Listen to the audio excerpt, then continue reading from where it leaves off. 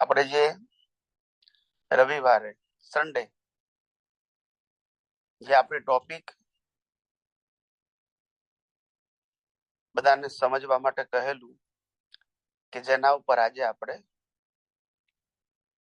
Discussion કરીશું.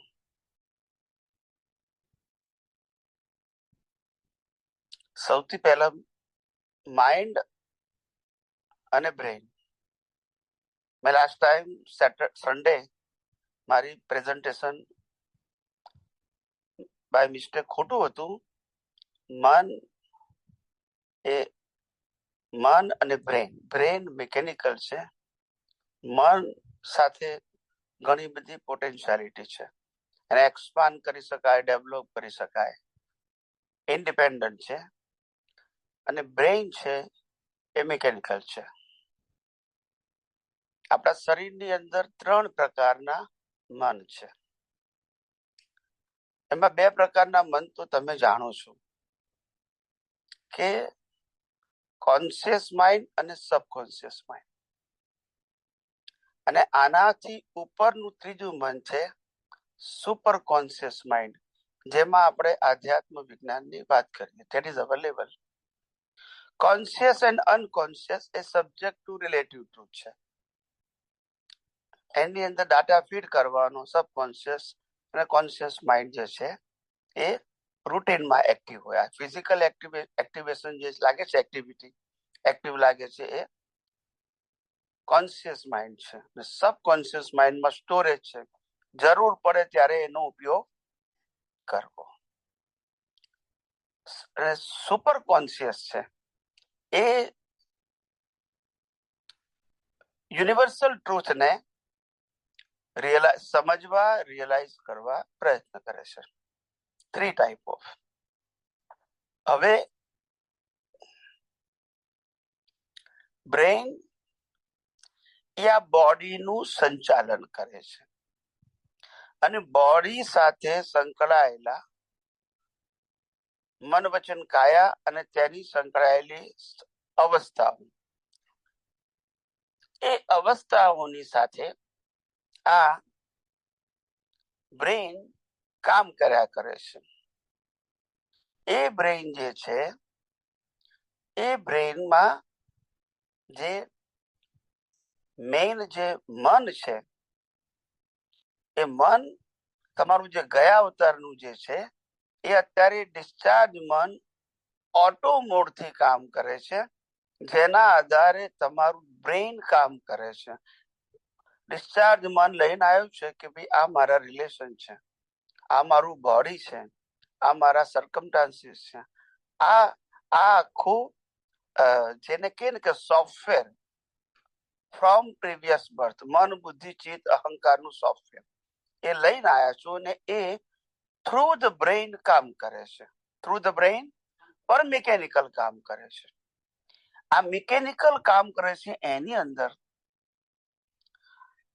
આ body જે છે એ સંજોગોને આધીન ઘણું બધું સાંભળે છે, વાંચે છે, શીખે બી છે.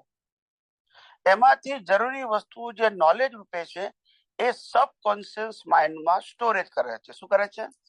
So that they can use in a future if it is require. હવે આ સબકોન્શિયસ માઇન્ડ છે એ સબકોન્શિયસ માઇન્ડમાં સ્ટોરેજમાં પડેલી વસ્તુ, દાખલા તરીકે આપણે કોઈ પુસ્તક વાંચી હોય, આપણે કોઈ મૂવી જોઈ હોય કે આપણે ટીવીમાં જોઈએ કે ભાઈ રોજ યોગા કરવા જોઈએ, એવું આપણે વાંચ્યું, સાંભળ્યું, જોયું અને આપણી ડિસ્ચાર્જ બુદ્ધિ એક્સેપ્ટ કર્યું, એને સ્ટોરેજ રાખ્યું આપણે સબકોન્શિયસ માઇન્ડમાં. તો કીધું કે આ કરવા જેવું છે, અત્યારે કરીએ જેવું નહીં, ખ્યાલ આવે ને, કરવા જેવું છે. It's a one kind of good knowledge. એવી જે વસ્તુ હતી એ આપણે માધ્યમો દ્વારા રિસીવ કરી. શું કરી? હા, ને રિસીવ કરીને આપણે સબકોન્શિયસ માઇન્ડમાં આપણે સ્ટોરેજ કરી છે. કોન્શિયસ માઇન્ડ તો ડે ટુ ડે લાઈફમાં કામ કરે. કેવું કરે? ખાવું, પીવું, ઊંઘવું, આ જોવું, જાણવું, સાંભળવું, આ બધું કોન્શિયસ માઇન્ડ કરે. સબકોન્શિયસ માઇન્ડમાં બધું સ્ટોરેજ તમારું હોય. હવે આ જે સ્ટોરેજ છે એના આધારે એ મેમરાઇઝ કરે છે. ભવિષ્યમાં કોઈ વ્યક્તિ તમને મળે 2, 5, 10 વર્ષે, તો તમને એમ લાગે કે આ વ્યક્તિનો હું કંઈક મળેલો છું, પછી યાદ કરાવે ને. વ્યક્તિ તો દેખાય છે. શું કીધું? વ્યક્તિ દેખાય છે. એ તો કોન્શિયસ માઇન્ડ ના આધારે છે. અને એ કયું છે? આપણું આપણે ના કોન્શિયસ માઇન્ડ જ છે, પણ બ્રેન. શું કીધું? મિકેનિકલ ઇન્દ્રિયોને હેન્ડલ કોણ કરે છે? બ્રેન. એટલે બ્રેન ના આધારે આપણને ઇન્દ્રિયોથી દેખાયું કે આ વ્યક્તિ છે. પછી જાણીતી છે, મળેલી છે, એ સબકોન્શિયસ માઇન્ડમાં પડ્યું છે. એ ક્યારે યાદ આવે, ક્યારે ના પણ યાદ આવે. પછી આપણને કોઈ પોઈન્ટ કે આપણે આ રીતે આમ મળેલા, એ સબકોન્શિયસ માંથી બહાર આવે. હવે એ ઇન્દ્રિયોનું જ્ઞાન, આ ઇન્દ્રિયોનું જ્ઞાન નથી, સબકોન્શિયસ માઇન્ડમાં છે. એવી રીતે ધાર્મિક વાતો જે છે, ખ્યાલ આવ્યો? એ માણસ વાંચે છે ને, સાંભળે છે, એ સીધી સબકોન્શિયસમાં ફીડ કરે છે, અને પછી એનો સંજોગોને આધીન યુઝ કરે છે, ઇફ ઇટ ઇઝ રિક્વાયર્ડ. હવે આ જે સબકોન્શિયસ માઇન્ડમાં જે બધું સ્ટોરેજ થાય છે, એ સ્ટોરેજ થાય છે, એ જન્મ મરણના ચક્કર માટે તમને કામ લાગે છે. એ જ્ઞાન શું લાગે છે? પાછલા અવતારનું અજ્ઞાન, આ અવતારમાં પ્રાપ્ત કરેલું જ્ઞાન, એ બંને તમે એને લાઈવ અહંકાર છે એમાં ઉપયોગ કરી શકો છો. લાઈવ અહંકાર જુદો. એ અહંકારની અંદર 2 ડિવિઝન છે.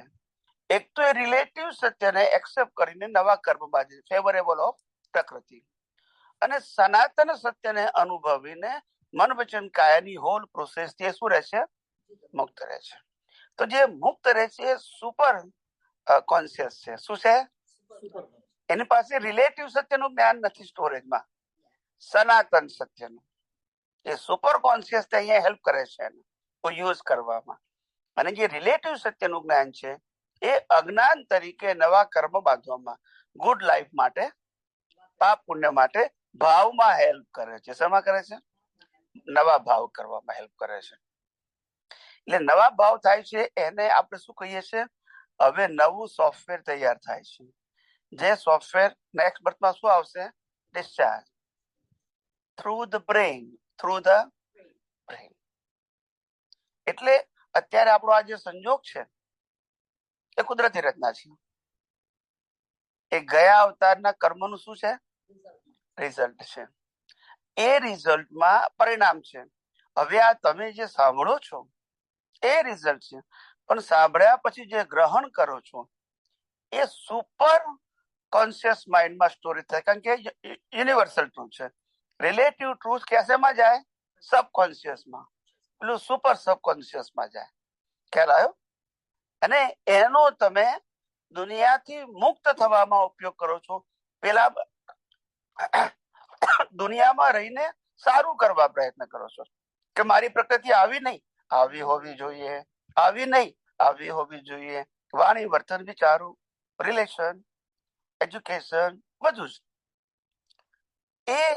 એ જે તમારો જે આખો પેકેજ છે પ્રોસેસની, એ સબકોન્શિયસ માઇન્ડ ના આધારે ક્યાં તો તમે રિલેટિવ સત્યનો ઉપયોગ કરીને નવા સંસારને લાયક અને સહાયક કર્મ બાંધો છો, અને ક્યાં તો સુપર કોન્શિયસ ની હેલ્પ લઈને એમાં જે સામાન ગયો છે યુનિવર્સલ ટ્રુથ નો, એનો હેલ્પ કરીને સેપરેશન અનુભવો છો. બસ આ 2 ઓપ્શન તમારી પાસે છે. હવે ખ્યાલ આવી ગયો? કોન્શિયસ ને સબકોન્શિયસ માઇન્ડ એ પહેલા લાઈફના આ જન્મમાં એનું શું કહેવાય નામ પરિણામ રૂપે આવે છે કે એ તો આપણે જે કીધું કે સબકોન્શિયસ માઇન્ડ આ બધું સ્ટોર કરે છે. ના, પણ ક્વેશ્ચન એ છે કે સુપર કોન્શિયસ એટલે એને આપણે શું કહેવાય નામ લાઈવ ઈગો કીધું. સબકોન્શિયસ ને કોન્શિયસ માઇન્ડ છે ને, એ જો હમણાં સ્ટોર કરતું હોય તો એ નવાનું છે, જૂનાને તો સ્ટોર કરવાનું ના હોય, જૂનાને તો ડિસ્ચાર્જ. ના સમજાવ. સ્ટોર કરેલી વસ્તુ જ્યારે લાઈવ ઈગો ઉપયોગ કરે છે ત્યારે મેં કીધું ક્યાં તો સંસારને લાયક અને સહાયક બાંધે છે, ક્યાં તો મોક્ષ માર્ગ માટે લાયક અને સહાયક બાંધે છે. બરાબર છે. એટલે અત્યારે જે લોકો અજ્ઞાની છે એના માટે તો રિલેટિવ સત્યનું જ્ઞાન ભલે ગયા અવતારનું છે ને સ્ટોરેજ કર્યું એનો જ ઉપયોગ કરવાનો છે. એની પાસે બીજો ઓપ્શન છે જ નહીં. આજે મારા પર ગુસ્સો કરું તો હું શું વિચાર કરું અને હું જોઈ લઈશ, મને કયું જ્ઞાન? અજ્ઞાન. પણ અત્યારે બનવું તો રિલેટિવ સત્ય છે, ડિસ્ચાર્જ છે ને, પણ બાંધ્યું કયું પાછું? નવું બાંધ્યું, કારણ કે મારી પાસે છે જ ઉપયોગ કરવાનો ને. હું સબકોન્શિયસ માઇન્ડ એ નવું બંધાય છે કે લઈને આવે છે?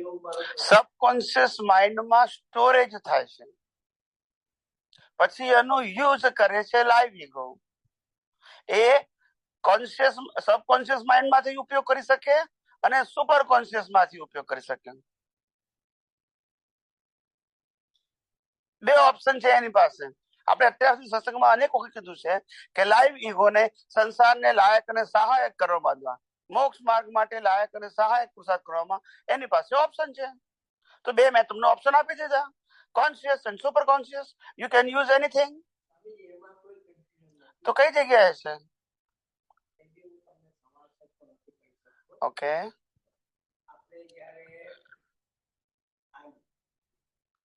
લઈને આવ્યા હોય છે એમાં પાછલા અવતારનું જ્ઞાન બી, પાછલા અવતારનું જ્ઞાન એ સબકોન્શિયસ માઇન્ડમાં સ્ટોર થયેલું છે. સમજાય નહીં. પાછલા અવતારનું જ્ઞાન તો સોફ્ટવેર છે. ટર્મિનોલોજી સોફ્ટવેર પર આપણે જે સબકોન્શિયસ અને કોન્શિયસ બોલે છે એમાં સોફ્ટવેર નું કનેક્શન મને નથી પકડાતું. કહું સોફ્ટવેર નો ડાટા જે છે એ લઈને આવ્યા છે એ પ્રમાણે સંજોગો બને છે, પણ એ સંજોગોમાંથી ઉત્પન્ન થયેલું જ્ઞાન. તમે રામાયણ વાંચી, તમને જ્ઞાન મળ્યું કે નહીં? હું અત્યારે વિજ્ઞાનની વાત નથી કરતો, નોર્મલ વાત કરું છું. ગીતા વાંચી, જ્ઞાન મળ્યું કે નહીં? મળ્યું ને. ભલે ડિસ્ચાર્જ સંજોગ મળ્યું ને. એટલે તમે નક્કી કરો સબકોન્શિયસ કે આ વસ્તુ મારે કામની છે. હવે તમે એ વસ્તુને ઉપયોગ કરવા પ્રયત્ન કરો છો. થાય છે તો ઠીક છે, ના થાય તો ભાવ કરો છો કે ભાઈ મારું જીવન આવું હોવું. So you create the new cause with the help of live ego. આ અવતારનું જ્ઞાન છે એ ક્યાં છે? એ ઓલા સબકોન્શિયસમાં સ્ટોર થાય છે એ ક્યાં છે? નવા અવતારનું જ્ઞાન, આ અવતારનું એનું જ્ઞાન, એક જ્ઞાન સમજી ગયો. તમે લઈને આવેલું પૂછો છો કે આજે ઉત્પન્ન. ઓકે, આજે જે જ્ઞાન પ્રાપ્ત થાય છે તમે સબકોન્શિયસ માઇન્ડમાં સ્ટોરેજ કરો છો. આજે જે ઉત્પન્ન થાય છે ને એ સબકોન્શિયસ અને સુપર સબકોન્શિયસમાં તમે ડિવાઈડ કરો છો. અને જેની પાસે સ્પિરિચ્યુઅલ નથી એ સબકોન્શિયસ બધું સ્ટોરેજ કરે છે.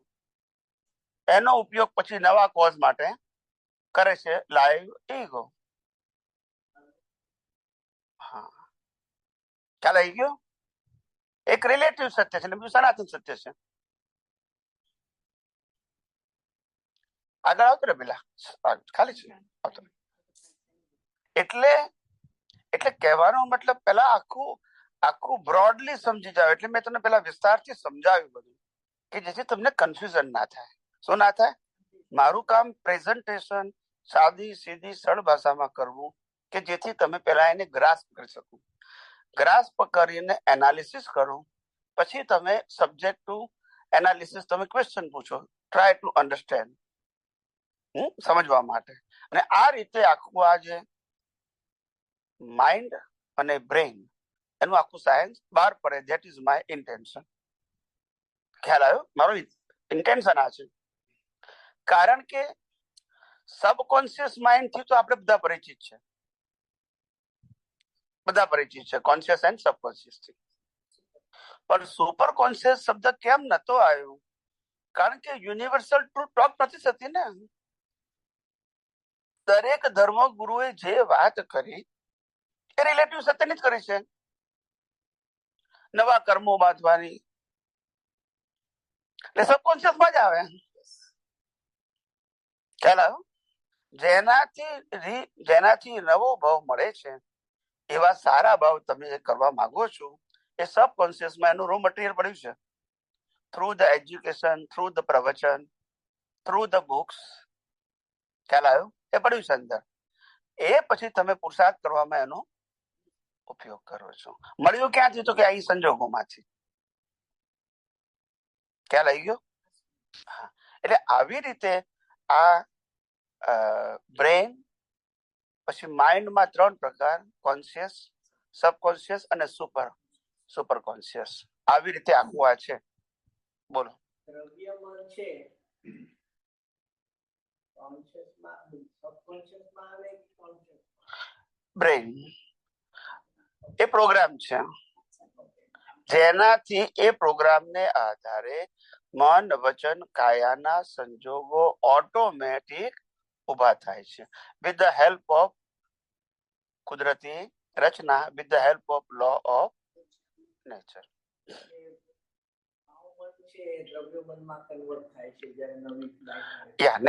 નેક્સ્ટ બર્થમાં એને દ્રવ્ય કહેવાય. ગયા અવતારનું ભાવ આજનું દ્રવ્ય, આજનું ભાવ એ નેક્સ્ટ બર્થમાં દ્રવ્ય. દ્રવ્ય એટલે પ્રોગ્રામ. જે પ્રોગ્રામ શબ્દ બોલ્યો ને એ દ્રવ્ય માટે બોલ્યો. જન્મ થાય છે ત્યારે ભાવ પણ એકથી શરૂ થાય છે. નવું જેના આધારે નવો બર્થ થશે. પાછળનું લઈને આવ્યું એ નહીં, પાછળનું લઈને આવ્યું અત્યારે ઉકલે છે, એમાં ચોઈસ નથી. દ્રવ્યમાન અને ભાવમન. ભાવમન 3 અવસ્થામાં બંધાય છે. માતાના ગર્ભમાં બંધાય છે, ઉગારી આંખે બંધાય છે, બંધ આંખે બંધાય છે. પહેલા શ્વાસ થી છેલ્લા શ્વાસ સુધીમાં આ પ્રક્રિયા સતત નોન સ્ટોપ ચાલુ છે. નાનુભાઈ સાથે વાત ચાલતી હતી તો નાનુભાઈ તમે આપણે વાત કરી જેમાં તો એ ભાવમન દ્રવ્યમનમાં ફેરવાય છે. જ્યારે આપણે થોડું ડિસ્કશન કે જે સમજ સત્સંગ થતા એમાં થોડું જુદું મને એવું સમજ પડતી હતી. તમે કહેતા બોડી છોડી ડિજિટલનો લોસ હોય ત્યારે જે કામનું ક્રિએટ કરેલું કે દ્રવ્ય નેક્સ્ટ બર્થમાં એ તો છે જ ને. એટલે મેં કીધું ને આજનું ભાવ મન, નેક્સ્ટ બર્થમાં દ્રવ્ય. દ્રવ્ય એટલે પ્રોગ્રામ થઈ ગયો.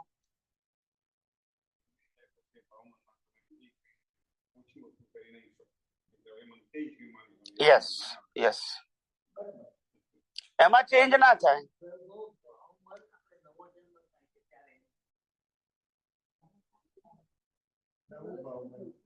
એ પ્રોસેસ શરૂ થાય છે.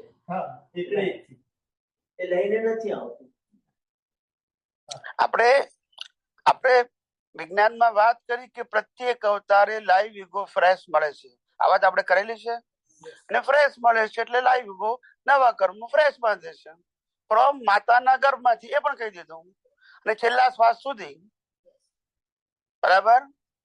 પછી એ જયારે શ્વાસ બંધ થઈ ગયો એટલે દ્રવ્યમાં કન્વર્ટ થઈ ગયું. પછી કશું થાય. એટલે એટલું આપણું આ સાયન્સ એટલું ટ્રાન્સપરન્ટ અને ક્લિયર છે કે તમે પાછલી વાતોને પણ આની સાથે ટેલી કરી શકશો. યસ.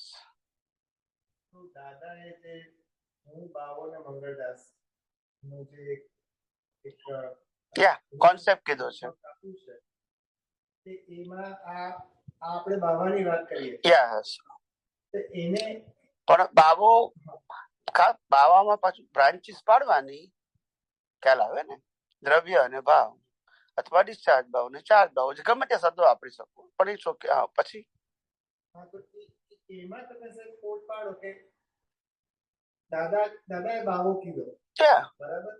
આપણે જે આગળ વધ્યા અને એમાં ડિસ્ચાર્જ અને ચાર્જ અને વગેરેની એમાં વધારે કોડ પાડ્યો. તો હવે તમે જે આ નવી ટર્મિનોલોજી આજે ઇન્ટ્રોડ્યુસ કરી છે આજના સત્સંગમાં કે કોન્શિયસ, સબકોન્શિયસ ને સુપર કોન્શિયસ, એ તમે છે બાવાના સંદર્ભમાં જરા વધારે કહું. કારણ કે અત્યારે શું છે, અત્યારે મોડર્ન સાયન્સમાં આ બધી વાતો થાય છે. એ તમને હેલ્પફુલ થાય એટલા માટે આ કહું છું. કારણ કે પેલી જે વાતો છે એ અત્યારે થતી નથી, પણ આ વાત થાય છે. પણ તમને વિજ્ઞાનમાં ખબર કે વિજ્ઞાનમાં કોઈ ફેર નથી, એટલા માટે હું આ કરું છું. ખ્યાલ આવ્યો? એનીવે, એટલે તમારે તો કોઈ છે કંઈક વાતચીત નીકળે ને એ વાત કરે કોન્શિયસ માઇન્ડ, સબકોન્શિયસ માઇન્ડ, ખ્યાલ આવે બ્રેઇન એવી કંઈક વાતચીત નીકળે તો તમે એને એક્સપ્લેન કરી શકો, તમે સમજ્યા હો તો. That is my intention. એટલે આપણે જે એટ્રેક્ટ થવાની જરૂર નથી, પણ પ્રિન્સિપલ આપણી પાસે ખબર છે એટલે વાંધો નહીં. તો જે આ દાદા ભગવાને જે બાવો કીધો છે, દાદા ભગવાને આ બાવાના 4 નામ આપ્યા છે. એક બાવો કીધું છે, બીજું પ્રતિષ્ઠિત આત્મા લાઈવ, ત્રીજું મિશ્ર ચેતન, શું કીધું છે, અને ઈગો અહંકાર, અહંકાર એટલે લાઈવ અહંકાર. આ 4 નામ એકને જ લાગુ પડે છે.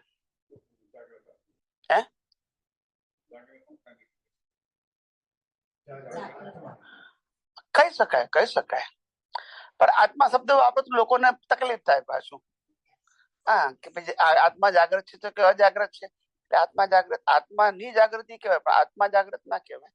પણ એનીવે આત્માની જાગૃતિ કહેવાય. એનીવે તો એ કયું મન છે, તો કે તમને આ જ્ઞાન મળ્યું પછીની વાત છે. હવે આ જે 4 વસ્તુ છે, આ 4 વસ્તુ એ લાઈવ અહંકારના પુરુષાર્થમાં આવે. 4 વસ્તુમાં એક જ મિનિંગ છે, એટલે 4 બોલતો નથી, એક જ બોલું છું. લાઈવ અહંકારના પુરુષાર્થમાં આવે. લાઈવ અહંકારના પુરુષાર્થમાં એ અહંકાર પાસે 2 ઓપ્શન છે. આઈધર સબકોન્શિયસ માંથી રિલેટિવ ટ્રુથ જે મેં સ્ટડી કરેલું છે, વિથ બેનિફિશિયરી ઓફ ધ મન વચન કાયા, બાહ્ય કેરેક્ટર, ખ્યાલ આવ્યો, ગુડ લાઈફ, એવરીથિંગ, એને પણ તમે યુઝ કરી શકો. ઓર તમારી પાસે સ્પિરિચ્યુઅલ સાયન્સ મળી હોય તો સુપર કોન્શિયસ માંથી તમે એનો પણ યુઝ કરી શકો. You have 2 option. હંમેશા ઈગોને ઓપ્શન હોય તો જ પુરુષાર્થ કહેવાય, નહીં ના કહેવાય. નહીં તો પછી એને મિકેનિકલ જ કહેવાય. ઓકે, એટલે આવી રીતે આ જે લાઈવ ઈગો છે એની પાસે સબકોન્શિયસ કે સુપર કોન્શિયસ બેમાંથી ગમે એકનો ઉપયોગ કરી શકે છે. એટલે અજ્ઞાન કરતા એમ એક રિલેટિવ સત્ય ને બીજું સનાતન સત્ય. એક એ તો સારું રહે, જ્ઞાન કહીએ તો કોઈને ખરાબ લાગે, પણ રિલેટિવ સત્ય અને સનાતન સત્ય. રિલેટિવ સત્ય સબ્જેક્ટ ફોર પ્રકૃતિ ઓર ગુડ રિવર્સ, અને સનાતન સત્ય ફોર એ મોક્ષ. યા ક્લિયર થઈ ગયું? હા, એ જે તમે કીધું કે સનાતન સત્ય દ્રષ્ટિ, એ તમે આજના સત્સંગમાં આપણે સુપર કોન્શિયસનેસ. યસ, આ દુનિયામાં તમને અત્યાર સુધી જે જ્ઞાન મળ્યું, જ્યાંથી પણ મળ્યું, એ રિલેટિવ સત્યનું હતું. શું હતું? કે જેમાં ટેલી ના થાય. શું ના થાય? જેમ કોઈ પણ ધર્મમાં જાઓ તો આત્માની વાત તો હોય જ હિન્દુસ્તાનમાં, કોઈ પણ ધર્મમાં જાઓ તો પુનર્જન્મની વાત હોય, કોઈ પણ ધર્મમાં જાઓ તો કર્મના સિદ્ધાંતની વાત હોય, કોઈ પણ ધર્મમાં જાઓ તો સનાતન સત્યની વાત હોય, આત્માની વાત હોય, મોક્ષની વાત હોય જ. ધર્મ કોઈ પણ હોય, આ કોમન વસ્તુ છે. પણ આ વસ્તુ વિજ્ઞાન સમજાયા વગર ના સમજાય. શબ્દો આના જ શબ્દો મહાવીર આવે તો આ શબ્દો વાપરે. શબ્દો ક્યાંથી નવા લાવવા? શબ્દો એ જ મુકાય કે જે યુઝ ટુ હોય. નવું લાવ તો પઝલ થાય. એનીવે, એટલે આ જે આખું જે તમને અહીંયા ઘડી આ જગતમાં 2 પ્રકારના જ્ઞાન મળ્યા. એક તો 3 પ્રકારના, એક તો સામાજિક જ્ઞાન અને બીજું ધાર્મિક જ્ઞાન તમને આટલા અવતારથી મળ્યું. હવે આ ત્રીજું તમને મળ્યું સનાતન સત્ય, યુનિવર્સલ ટ્રુથ મળ્યું. હવે આ સામાજિક અને ધાર્મિક જે તમને સારું લાગ્યું હતું એ બધું તમે સ્ટોરેજ તો કર્યું હતું નોલેજ તરીકે, ને એનો ઉપયોગ પણ ગમે ત્યારે પુરુષાર્થ માટે કરી શકો. એવી રીતે તમને આજે સુપર કોન્શિયસ ની અંદર તમે આ યુનિવર્સલ ટ્રુથ નું જ્ઞાન જે ફીડ કરો છો એનો પણ તમે ઉપયોગ કરી શકો. ખ્યાલ આવશે ને? કેવો કરવો, કેટલો કરવો એ બીજો સબ્જેક્ટ છે, પણ બંને વસ્તુ તમારા સ્ટોરેજમાં આવી ગઈ. અત્યારે તમે સાંભળ્યું તો તમારા મગજમાં રહેવાનું કે નહીં રહેવાનું? પછી એને વાગોડશો, ઉપયોગ કરશો અને try to realise the separation. એવી રીતે એવું પેલામાં કરી શકું. કોઈ વ્યક્તિ કે આવું આવું તું કેમ જુઠ્ઠું બોલે છે, તો પેલો કે ના ના પણ જુઠ્ઠું તો મારે ના બોલવું છે, હું કબૂલ કરું છું. ક્યાં રહી ગયો? હવે એક નાના સબકોન્શિયસમાં થઈ ગયું, અને જેને એક્સેપ્ટ કરી લે. પછી એ સબકોન્શિયસમાં જયારે ભવિષ્યમાં જુઠ્ઠું બોલે તેનો ઉપયોગ કરી શકે કે આપણે જુઠ્ઠું બોલવું જોઈએ, કારણ કે એને એક્સેપ્ટ તો કરેલું જ છે. જ્ઞાન નવું નથી, હવે યુઝ કરે છે. શું કરે છે? યુઝ કરે. એવું પેલા નથી કરી શકે.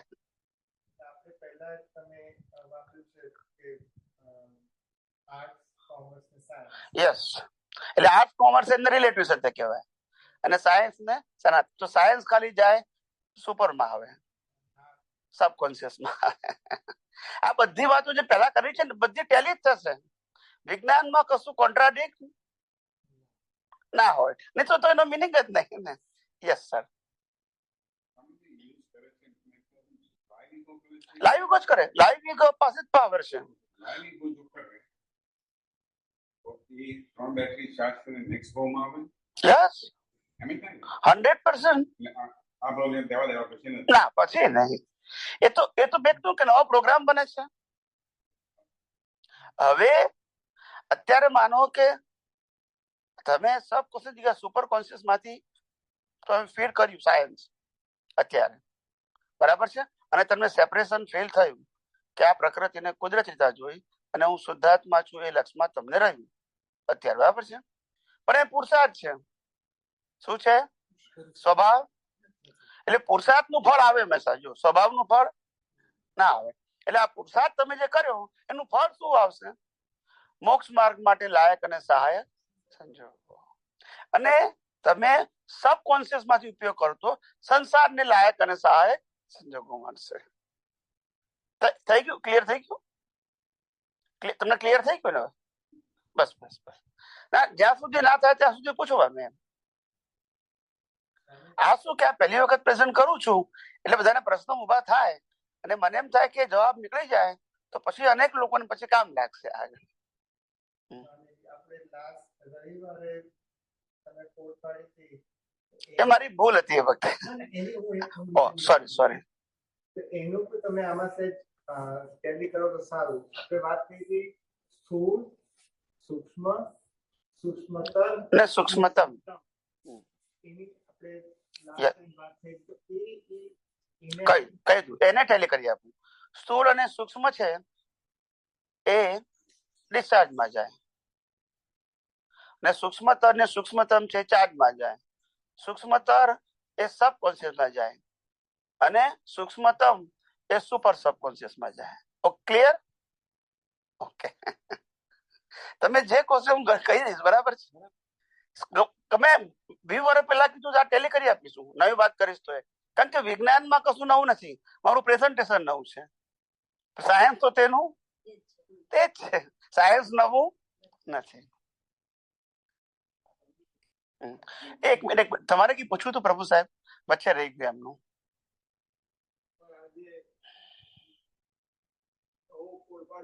જી,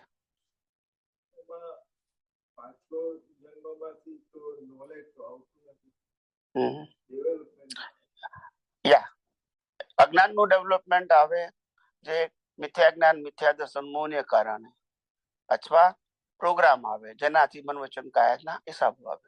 પછી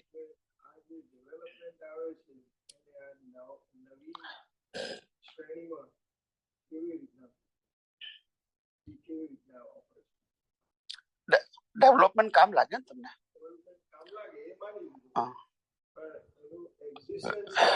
તો લઈને આવ્યા ને તમે? લઈને આવ્યા છો ને? કહું મિથ્યા જ્ઞાન મિથ્યા દર્શન ને મોહનીય કર્મના જે કર્મો છે, અને એવું જ આ ડેવલપમેન્ટ છે. ડેવલપમેન્ટ શબ્દ યુનિવર્સલ ટ્રુથ ને વપરાય છે, અને રિલેટિવ સત્યના જ્ઞાનને ડેવલપમેન્ટ નથી કહેવાતું. એ મિથ્યા જ્ઞાન મિથ્યા દર્શન ને મોહનીય કર્મના અંદર છે. એ જ્ઞાન જે છે એ કયું જ્ઞાન છે? તો કે છે લઈને આવેલા અજ્ઞાન નું સ્ટોરેજ. લઈને આવેલા અજ્ઞાન અને તમે ડેવલપમેન્ટ લાયા તો વિજ્ઞાન નું સ્ટોરેજ. હવે આપણે 3 વસ્તુ કીધી કે આ તો લઈને આવ્યા છે એનો પણ ઉપયોગ કરી શકો પુરુષાર્થમાં, ક્યાં તો આજના સંજોગો પ્રમાણે પણ એમાંથી ઉપયોગ કરી શકો કે આવું કરવું જોઈએ કે ના કરવું જોઈએ, ક્યાં તો આ અવતારમાં તમને જે નવું વિજ્ઞાન મળ્યું એનો પણ ઉપયોગ, ત્રણમાંથી ગમે તે ઉપયોગ તમે લાઈવ અહંકાર કરી શકે ભરપૂર સાથે.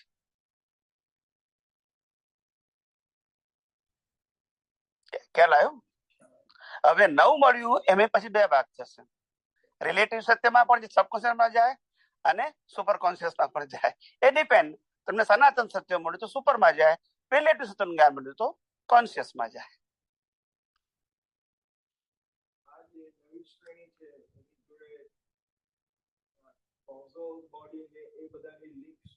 કહું આ જે કોઝલ બોડી છે એ કોઝલ બોડીને આપણે કીધું પ્રોગ્રામ, જે બ્રેઇન થી ઇમ્પ્લિમેન્ટ થશે with the help of law of nature.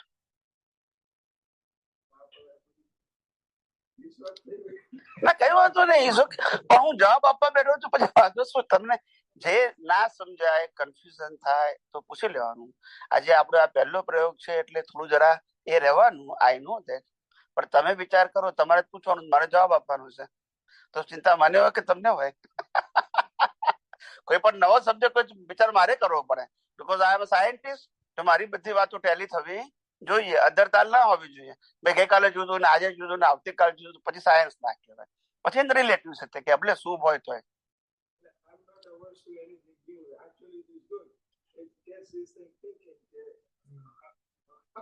નહીં. લોકોને આ બધી શબ્દો બોલે છે ને પણ ખબર નથી, એટલે મારું કામ શું છે, તમને અવેર કરું છું. જ્ઞાન નવું નથી, પ્રેઝન્ટેશન નવું છે. અત્યારે સમાજમાં કોન્શિયસ, સબકોન્શિયસ શબ્દો વપરાય છે. સુપર કોન્શિયસ કદાચ કોઈ વાપર્યો કે નહીં મને ખબર નથી. ના, સુપર કોમ્પ્યુટર, સુપર કોન્શિયસ એટલે મને સ્પિરિચ્યુઅલ સાયન્સ નું સ્ટોરેજ જુદું બતાવ્યું અને રિલેટિવ સત્યનું જુદું બતાવ્યું, એટલા માટે.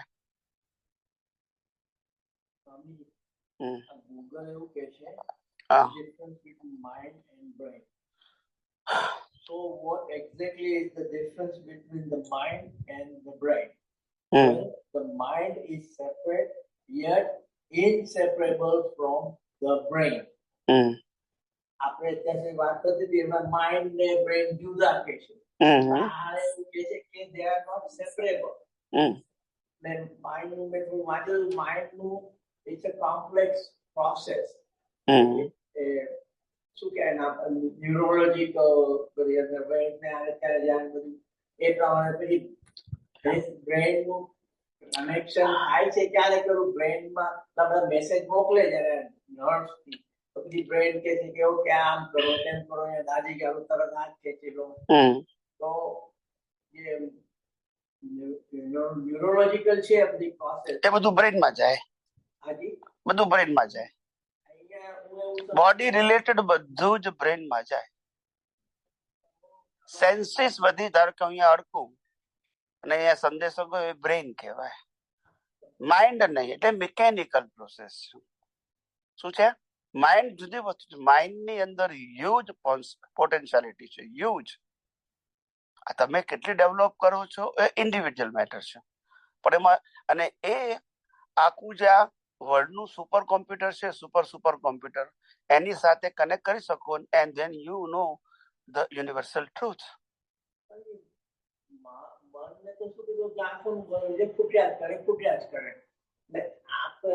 પણ આપણે મન બોલ્યા ત્યારે 4 વસ્તુ ધ્યાન રાખવાની. ભૂતકાળમાં અનેક વખત કીધું છે, મન, બુદ્ધિ, ચિત્ત, અહંકાર ચારે કો રિલેટેડ છે. તમે જયારે પ્રશ્ન પૂછો ત્યારે ખાલી મનના આધારે પૂછો છો, પણ ચારે વસ્તુ કો રિલેટેડ છે અને એક જ છે, પાછું ખાલી ફેસિસ 4 છે. એનીવે બોલો.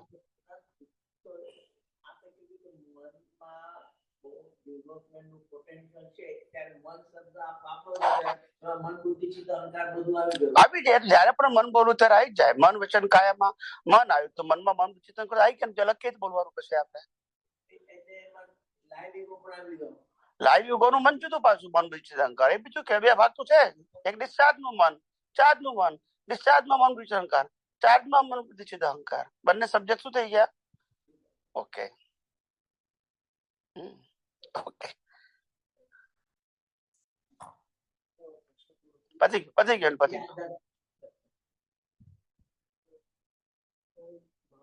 થોડુંક મોટેથી બોલો જરા, આ લોકોને સંભળાય એટલા માટે. મારા સંદર્ભમાં જાઉં આ વસ્તુને સમજવા માટે, પેશો તો ચાખવાનો અને સૂંઘવાનો. એટલે આ જે પ્રોસેસ હોય ત્યારે એક દ્રવ્ય લિક્વિડ હોય એ અમે મોઢામાં મૂકીએ અને એમાં જે સ્વાદ આવે એના પરસેપ્શન છે તે અંદર જાય. અંદર જાય ને પછી એ પ્રોસેસ થઈને નિદાન કરે. બરાબર છે કે આ ખાટું છે, ખારું છે, આ બરાબર નથી, આ ગંધાય છે, આ સમજી ગયો. યસ આ બધો પ્રોસેસ થાય. યસ. હવે એ પ્રોસેસ થાય ત્યારે એ વખતની અવસ્થા જે મારી હોય એની અંદર હું જોઉં તો હું આખું આ જોઈ શકું. એટલે એ જે જોનારો હતો એ આખો જુદો હતો. બોલો. આ પ્રોસેસ હતો એ જુદો. હવે આજની નવી શ્રેણીમાં આ જે ચાખવાનું એને એ થયું એ તો ગ્રોસ ફિઝિકલ લેવલ ઉપર છે. અને પછી જે અંદર જયું તે પેલા સ્ટોરેજમાંથી જાય. Yes, that is important. તમે અત્યાર સુધી જે સ્ટડી કર્યો ને જ્ઞાનનો, ડિગ્રીનો, એ ક્યાં ગયું? સ્ટોરેજમાં ગયું. હવે તમે જોબ મળી એટલે એનો ઉપયોગ કરો છો, ના મળ્યો તો ના કરે. જે પણ જ્ઞાન મળે નોર્મલ જ્ઞાન સ્ટોરેજમાં જાય અને અહીંયા ઉપયોગ કરે છે. અત્યારે આપણું બ્રેઇન એ અત્યારે કરંટનો ઉપયોગ કરે સંજોગો પ્રમાણે. એમાં એને કોઈ જ્ઞાન કામ લાગે, કોઈ જ્ઞાન કામ, કોઈ ગમે તે કામ લાગી શકે, ઉપયોગ કરી શકે સ્ટોરેજમાં હોય એટલે.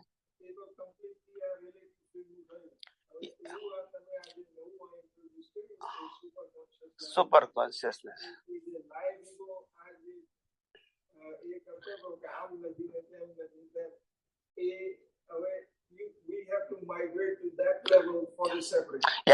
હવે સુપર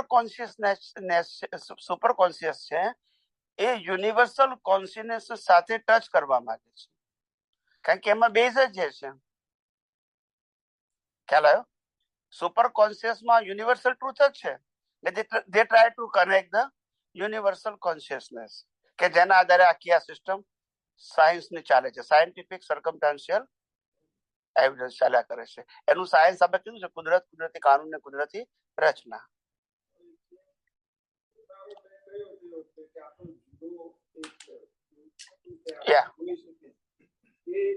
મારી ગણતરી પ્રમાણે પ્રતિષ્ઠિત આત્મા ખરો. કહું એ પ્રતિષ્ઠિત આત્મા ખરો, પણ એ ડિસ્ચાર્જ પ્રતિષ્ઠિત આત્મા. કેમ? કારણ કે સબ્જેક્ટ ટુ રિલેટિવ ટ્રુથ ને સબ્જેક્ટ ટુ કરંટ એ તમારી ડ્યુટી હતી. ફાઇલ નંબર 1 ની ડ્યુટી હતી. એટલે જે રિપોર્ટ આપે છે એ જ્ઞાન તમે બીજ રૂપે લઈને આવ્યા હતા. આ અવતારમાં જન્મ્યા પછી તમને એ જ્ઞાન ફિઝિકલ મેળવવાના સંજોગો મળ્યા, ડિગ્રી મળી. એ ડિગ્રીનું જ્ઞાન શું કહેવાય, સબકોન્શિયસમાં સ્ટોરેજ થયું. જોબ મળી એટલે તમે એનો ઉપયોગ કર્યો. That's your awareness. કારણ કે હતું તો મને કહો તો હું ના ઉપયોગ કરશું, તો છે જ નહીં.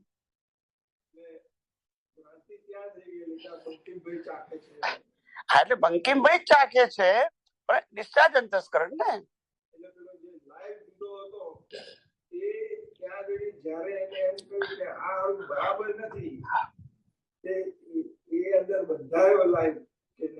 હા, એટલે બંકિમભાઈ ચાખે છે એ રિલેટિવ સત્ય છે, પણ બંકિમભાઈ એટલે હું એ મિથ્યા જ્ઞાન છે. એનાથી કર્મ બંધાતું હતું. લાઈવ છે ને, લાઈવ. બંકિમભાઈ એટલે હું માનું છું ને, માટે પછી એ કર્મ બાંધે છે.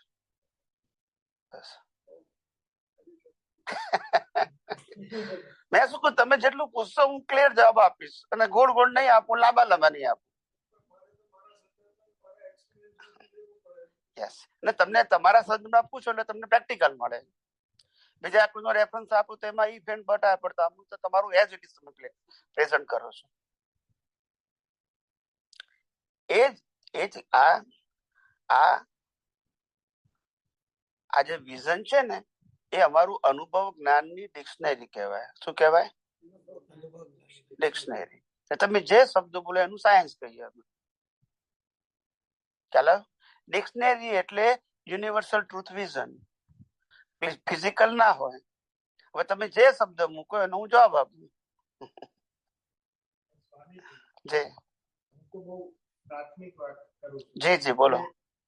મારી બહુ પ્રાથમિક સમજ છે કે આ ભાવમાં જે કંઈ પણ સંજોગો ઉભા થઈ રહ્યા છે એમાંથી હું જે સાર કાઢું, લાઈવ ઈગો જે સાર કાઢે છે એ સાર નેક્સ્ટ બર્થમાં યસ, સાર કાઢીને જે પછી બીજ પડશે એ નેક્સ્ટ બર્થમાં એનું રિઝલ્ટ આવશે. એ નવો પ્રોગ્રામ બને છે. બરાબર છે. ડેવલપમેન્ટ કહો કે નેક્સ્ટ બર્થનું યસ, વાત તો 100 વાતની એક વાત એક જ છે કે જે સાર કાઢ્યો, જો એ સાર રિલેટિવ સત્યનો કાઢ્યો તો નેક્સ્ટ બર્થમાં એ છે. એ જ આવશે. સત્યનો સાર કાઢ્યો તો ડેવલપમેન્ટમાં જાય. કારણ કે ડેવલપમેન્ટ શબ્દ સનાતન સત્યને જ વપરાય. રિલેટિવ સત્યમાં ડેવલપમેન્ટ શબ્દ વાપરી ના શકાય. રિલેટિવ સત્ય એવરી બર્થ ચેન્જ હોય. બધું જ્ઞાન. આજે ડોક્ટર છો 100 વર્ષ પછી જ્ઞાન બદલાઈ જાય. આજે સોફ્ટવેર એન્જિનિયર છો 100 વર્ષ પછી જ્ઞાન બદલાઈ જાય. ખ્યાલ આવે? બદલાઈ જાય.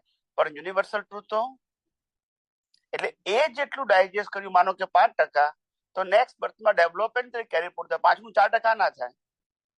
કારણ કે તેનું તે જ છે.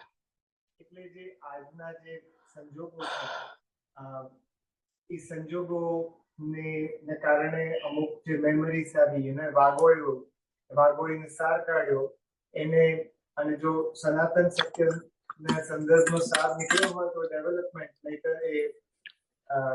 નહીતર રિલેટિવ છે. બે જ ઓપ્શન છે ને તમારી પાસે.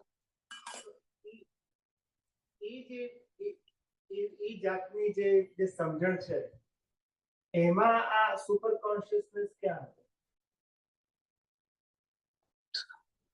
એમાં તમે સુપર કોન્શિયસનેસ એટલે અત્યારે હું સનાતન સત્યના સંદર્ભનો જે સારો કાઢું, એ તમે જે સનાતન સત્ય અત્યારે સમજી રહ્યા છો ને એનું સ્ટોરેજ છે સુપર કોન્શિયસ સ્ટોરેજ. રિલેટિવ સત્યનું જ્ઞાન તમને જે વાંચ્યું સાંભળ્યું એ તમે સબકોન્શિયસમાં કર્યું એટલે સુપર સન, અને એની ઉપર આવે યુનિવર્સલ કોન્શિયસનેસ. યુનિવર્સલ અને સુપર બંને એક જ હોય, પણ સુપર છે એ હજુ તમારે પુરુષાર્થમાં કમ્પ્લીટ કરવાનું બાકી છે, અને પેલું તો છે જ. એની સાથે તમારે ટેલી કરવાનું છે. જે યુનિવર્સલ ટ્રુથ છે લો, એ તમારે અત્યારે તમારા સુપર કોન્શિયસ ની અંદર એક એક વસ્તુ ટેલી થાય છે અને તમે રાખો છો. એ 100% થઈ જાય એટલે યુનિવર્સલ કોન્શિયસ અને તમારું સુપર કોન્શિયસ બંને એક જ થઈ ગયું. પછી કર્મ બંધાય નહીં, અજ્ઞાન ઝીરો થઈ ગયું અને લાઈવ ઈગો ખલાસ થઈ ગયો. પછી મનુષ્ય ભાવ એક જ બાકી રહ્યો.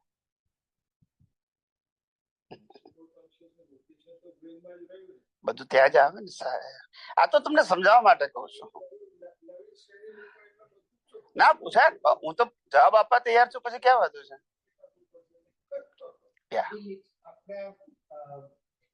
શાસ્ત્રોમાં અને વેદાંતમાં એમાં એક શબ્દ વપરાયો છે, વાસના. વાસનાઓ ઊભી થાય. એ વાસનાઓ રિલેટિવ ટ્રુથ, એ તો રિલેટિવ હોય ને.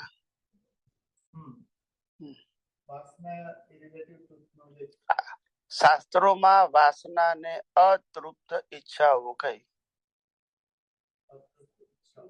ઇઝ ઇક્વલ ટુ વાસના.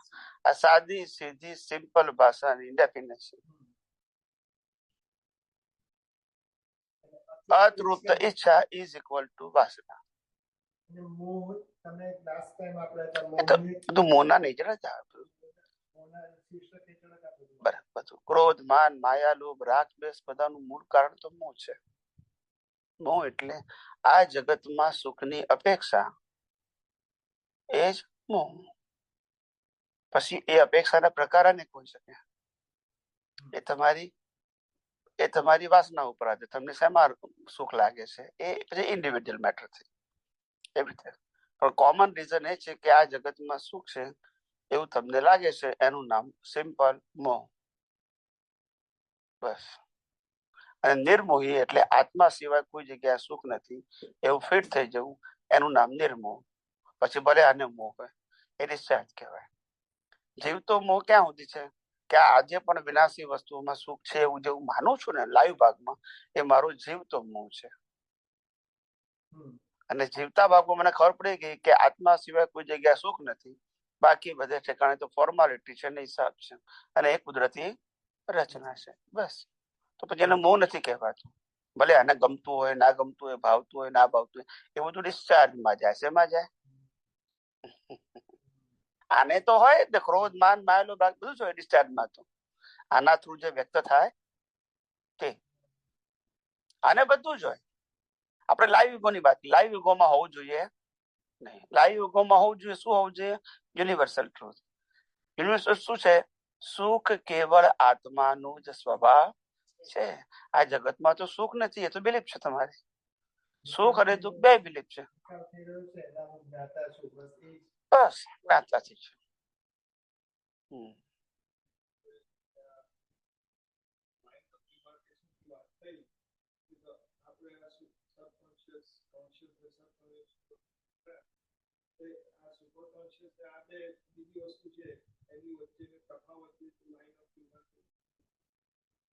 શેને?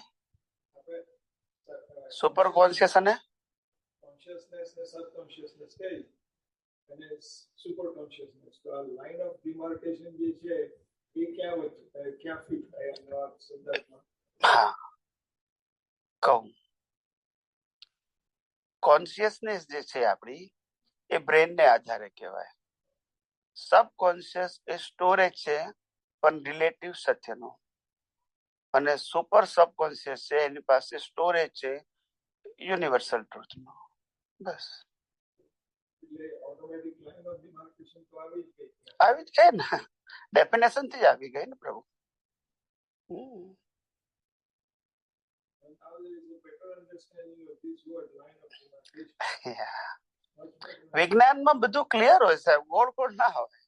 હા, કેટલીક વાતો તમને સમજતા વાર લાગે, ઇટ ઇઝ ઓકે, પણ વિજ્ઞાનમાં ઇફ એન્ડ બટ ના હોય. જો ને તો પછી આઈ બરાબર છે, આઈ બરાબર છે, એમ સાયન્સ ના કહેવાય. સાયન્સમાં ખબર છે કે આ રિલેટિવ સત્ય છે, આ સનાતન સત્ય છે, પતી ગઈ વાત. પછી બે મિક્સિંગ ના થવું જોઈએ. હા,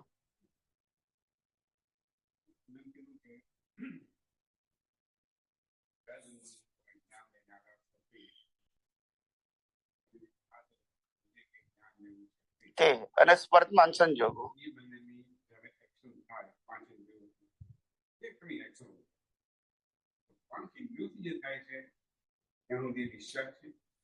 કહો.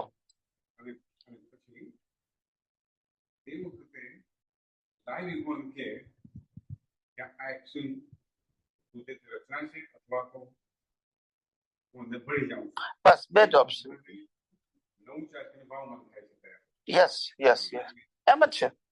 એટલે આ અત્યારે જે માનો કે તમે રિલેટિવ સત્યનું જ્ઞાન મળે છે કે આ સનાતન સત્યનું જ્ઞાન મળે છે, એ બંને ઉદયકર્મ છે. બંને ઉદયકર્મ છે, પણ બંનેનો સ્ટોરેજ જુદો છે. રિલેટિવ સત્યનું જ્ઞાન જે તમને ગમે છે એ તમે સબકોન્શિયસમાં નાખો છો, અને સનાતન સત્ય જે ગમે છે એ સુપર સબકોન્શિયસમાં નાખો છો. હવે બે માંથી ગમે તેનો તમે ઉપયોગ કરી શકશો. આજે ડિસ્ચાર્જ છે, પણ ડિસ્ચાર્જ નું સ્ટોરેજમાં તમે ઉપયોગ કરો છો એનો.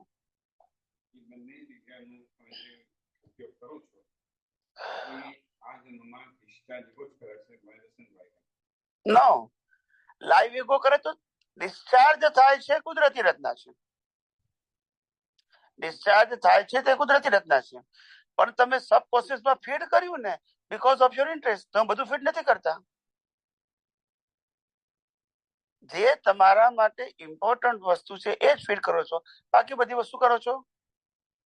જેમ આપણે દાખલો આપું, જેમ આપણે રોજ ખાઈએ છીએ, પીએ છીએ, નાહીએ છીએ, ધોઈએ છીએ, ન્યૂઝપેપર વાંચીએ, ટીવી જોઈએ, બિઝનેસ કરીએ, જોબ કરીએ, આ બધી વસ્તુ બાયપાસ કરીએ છીએ. પણ જે વસ્તુ આપણે યાદ રાખવાની હોય કે આ વસ્તુમાં ધ્યાન રાખવાનું છે, એ તમે સબકોન્શિયસમાં ફીડ કરો છો. પછી સંજોગ આવે એટલે યાદ હોય કે હા પેલા મારે આ વાત કરવાની છે, પાછી એમાંથી આવે છે. ખ્યાલ આવી ગયો? એટલે હવે આ તો તમને સ્થૂળ દાખલો આપ્યો. એવું એ સબકોન્શિયસમાં માઇન્ડ ગયેલું છે, એનો ઉપયોગ લાઈવ ઈગો પણ કરી શકે. ખ્યાલ આવી ગયો? મને લાઈવ ઈગો કરી દઈ શકે, એક લાઈવ ઈગોથી તમે ખાલી ચાર્જ કરી શકો. આ તો ચાર્જ માટે કરી શકે ને. એવું તો ના, ડિસ્ચાર્જ માં એ કશું ના કરી શકે. એનો રોલ શું છે? To create the new cause. ટૂંકમાં એ જ્ઞાનનો ઉપયોગ નવા ક્રિએશન માટે કરી શકે ને. અત્યારે આપણે નવું લાઈફ કઈ રીતે બંધાશે અજ્ઞાનીને? આમાંથી જ બંધાવવાનું ને. આ ડિસ્ચાર્જ પછી નવું બંધાવવાનું ને. એ જ જ્ઞાન ને. આજે મેં ગુસ્સો કર્યો, એ ડિસ્ચાર્જ છે મારું, પણ મારું લાઈવ શું કે છે કરવા જેવો હતો, તો પછી એ ચાર્જ છે. પણ આમાંથી થયું ને. સમજથી એક્શનમાં સમજથી હા, અંદર અંદર છે, બહાર નથી બોલતો. બહાર બોલે તો ડિસ્ચાર્જ કહેવાય, પણ અંદર છે એ ચાર્જ થઈ ગયો, એટલે લાઈવ થઈ ગયો. લાઈવ યુગો પાસે એનાથી છૂટો રહેવાનું અથવા એમાં ભળવાનું બે ઓપ્શન છે એની પાસે. ડિસ્ચાર્જ વાળા પાસે ઓપ્શન છે જ નહીં.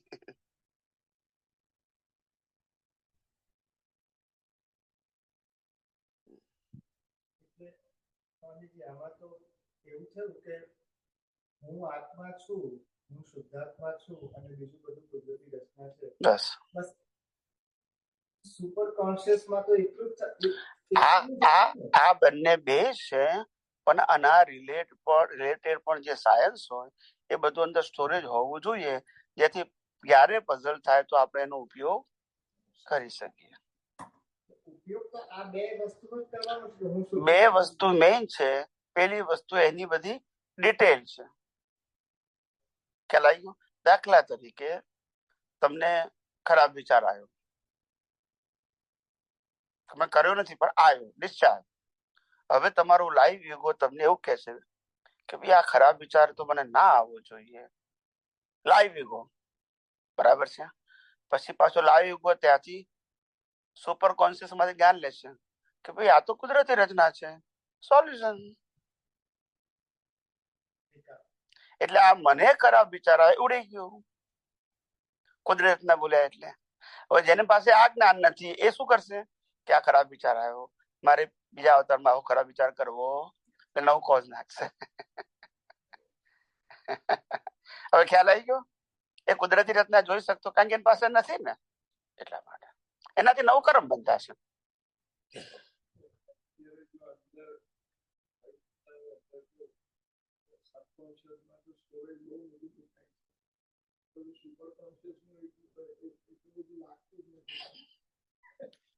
જન્મ્યા ત્યારથી આપણે રિલેટિવ સત્ય અને ધાર્મિક સત્યનું બધું સ્ટોરેજ કર્યું છે ને, કે આ બધી વસ્તુ સારી છે એ આપણે સ્ટોરેજ કરી છે. એટલે પછી હવે એને સનાતન સત્યના વિઝન થી પછી ઇરેઝ કરવી પડશે. તો લાગે તો ખરું જ ને. આ ભાર એનો જ છે. આ વિજ્ઞાન પચવામાં જે વાર લાગે છે એનો ભાર રિલેટિવ સત્યનું પ્રેશર. હા, એ રિલેટિવ સત્ય તમે જ્ઞાન તરીકે એક્સેપ્ટ કર્યું છે એનું સ્ટોરેજ ભારે છે. એ રિલેટિવ સત્યને અજ્ઞાન કહેવું with the help of universal truth, બસ ત્યાં તકલીફ છે. શું કે છે માણસ? મરી જવું ત્યારે આ મન વચન કાયા, સત્તા સંપત્તિ સંબંધ સાધન, આ બધું હું છોડવાનું છું એ જ્ઞાન મને છે અથવા સમજણ છે, બધા એની છે, બરાબર છે. પણ આજે હું એ માનવા તૈયાર નથી. બસ હવે એનો ઉપાય શું થાય? એનો ઉપાય હું શું કરી શકું એમ કહો મને. જે બધા જાણે છે, ફિઝિકલી પણ જાણે છે, આ નવું સાયન્સ નથી, પણ એનો અહંગ મેસઅપ નથી કરતો. તો શું કરીએ આપણે? એટલે આપણે એને કીધું કુદરતી રચના, બીજું શું કહીએ આપણે?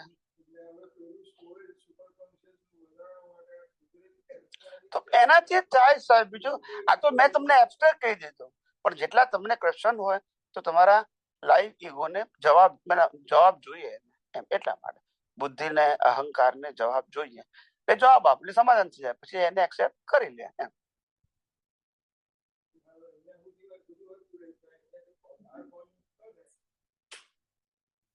કારણ કે રિલેટિવ સત્યનો પ્રભાવ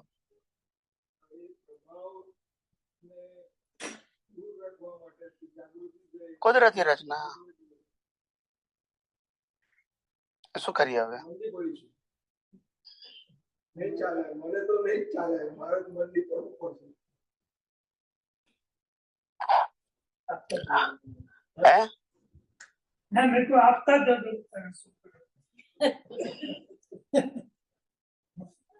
એટલે આવું છે સાહેબ. કારણ કે અને બીજું શું છે કે રિલેટિવ સત્યનો પ્રભાવ ખાલી આ એક અવતારનો નથી. એનું મિથ્યા જ્ઞાન, મિથ્યા દર્શન, મોહનીય કર્મ તો કેટલા અવતારનું છે. ગાઢ અને અવગાઢ થયેલું છે. એટલે એને ઇરેઝ કરવું, ઝીરો કરવું વાર લાગે. પણ ધીમે ધીમે ધીમે ધીમે એની સ્ટ્રેન્થ વિજ્ઞાનના ઉપયોગથી શું કરવાની? ઘટાડતા જવાનું. એકદમ ઝીરો ના થાય. સ્વામીજી, તમે આ જે છેલ્લું બોલ્યા ને, તમે બોલ્યા કે કેટલા અવતાર, યસ, એને ઘાતી કર્મ કહેવાય. પણ તમે આપણે લાસ્ટ ગયા રવિવારે બોલો. અનિલભાઈએ પ્રશ્ન પૂછ્યો હતો, એમાં તમે કીધું કે એવું બોલો બોલો. કેટલા અવતારોનું એવું તો હોતું નથી. હા બોલો. અવતારનું પણ હવે તમે સમજ્યા નહીં તો હું શું કરું? ફેરથી સમજાવું. મેં એવું કીધેલું. આગલા દિવસે પૂછ્યું. હા સાંભળો. ના હવે તમે સમજાવી નહીં. આ મન વચન કાયાથી જે કર્મ ભોગવે છે ને સાહેબ, એને અઘાતી કર્મ કહેવાય. નામ કર્મ, ગોત્ર કર્મ, વેદની આયુષ્ય એ કોઈ દિવસ પેન્ડિંગ ના રહે. ઝીરો થયે છૂટકોને કુદરત કરાવે, તમારી પાસે ચોઈસ નથી. અને ઘાતી કર્મો છે જ્ઞાનાવરણ, દર્શન, મોહની અંતરાય કર્મો. ખ્યાલ આવી ગયો? એ ચાર્જ ડિસ્ચાર્જ નથી. એ અજ્ઞાન છે. એ અજ્ઞાનનો ઉપયોગ તમે ચાર્જ કરવામાં કરી શકો. શેના માટે કરી શકો? ચાર્જ કરવામાં. એ કેરી ઓન થાય છે. એટલે તો એને અજ્ઞાન કીધું ને. એટલે તો અજ્ઞાન કીધું. અજ્ઞાન કેરી ઓન થાય છે. અને એ અજ્ઞાનને ઝીરો કરવું એનું નામ આધ્યાત્મ વિજ્ઞાનનો પુરુષાર્થ. અને એ અજ્ઞાન ઝીરો થઈ ગયું એનું નામ કેવળ દર્શન. ઘાતી કર્મનો ક્ષય, કેવળ દર્શન, અથવા તો સાયક સંકેત. બધાનું મિનિંગ એક જ છે. ઘાતી કર્મ એટલે હા, એ ભોગવવાનું નથી. એ કેરી ઓન થાય. એ કેરી ઓન થાય. ઘાતી કર્મને કારણે જે નવા કર્મો બંધાય છે એ કર્મ તમને ભોગવટામાં આવે છે. પાછું નવા કર્મ બાંધવા માટે પાછું સંજોગો સાથે વર્તમાન જ્ઞાન ને એ અજ્ઞાનનો પણ ઉપયોગ કરી શકો.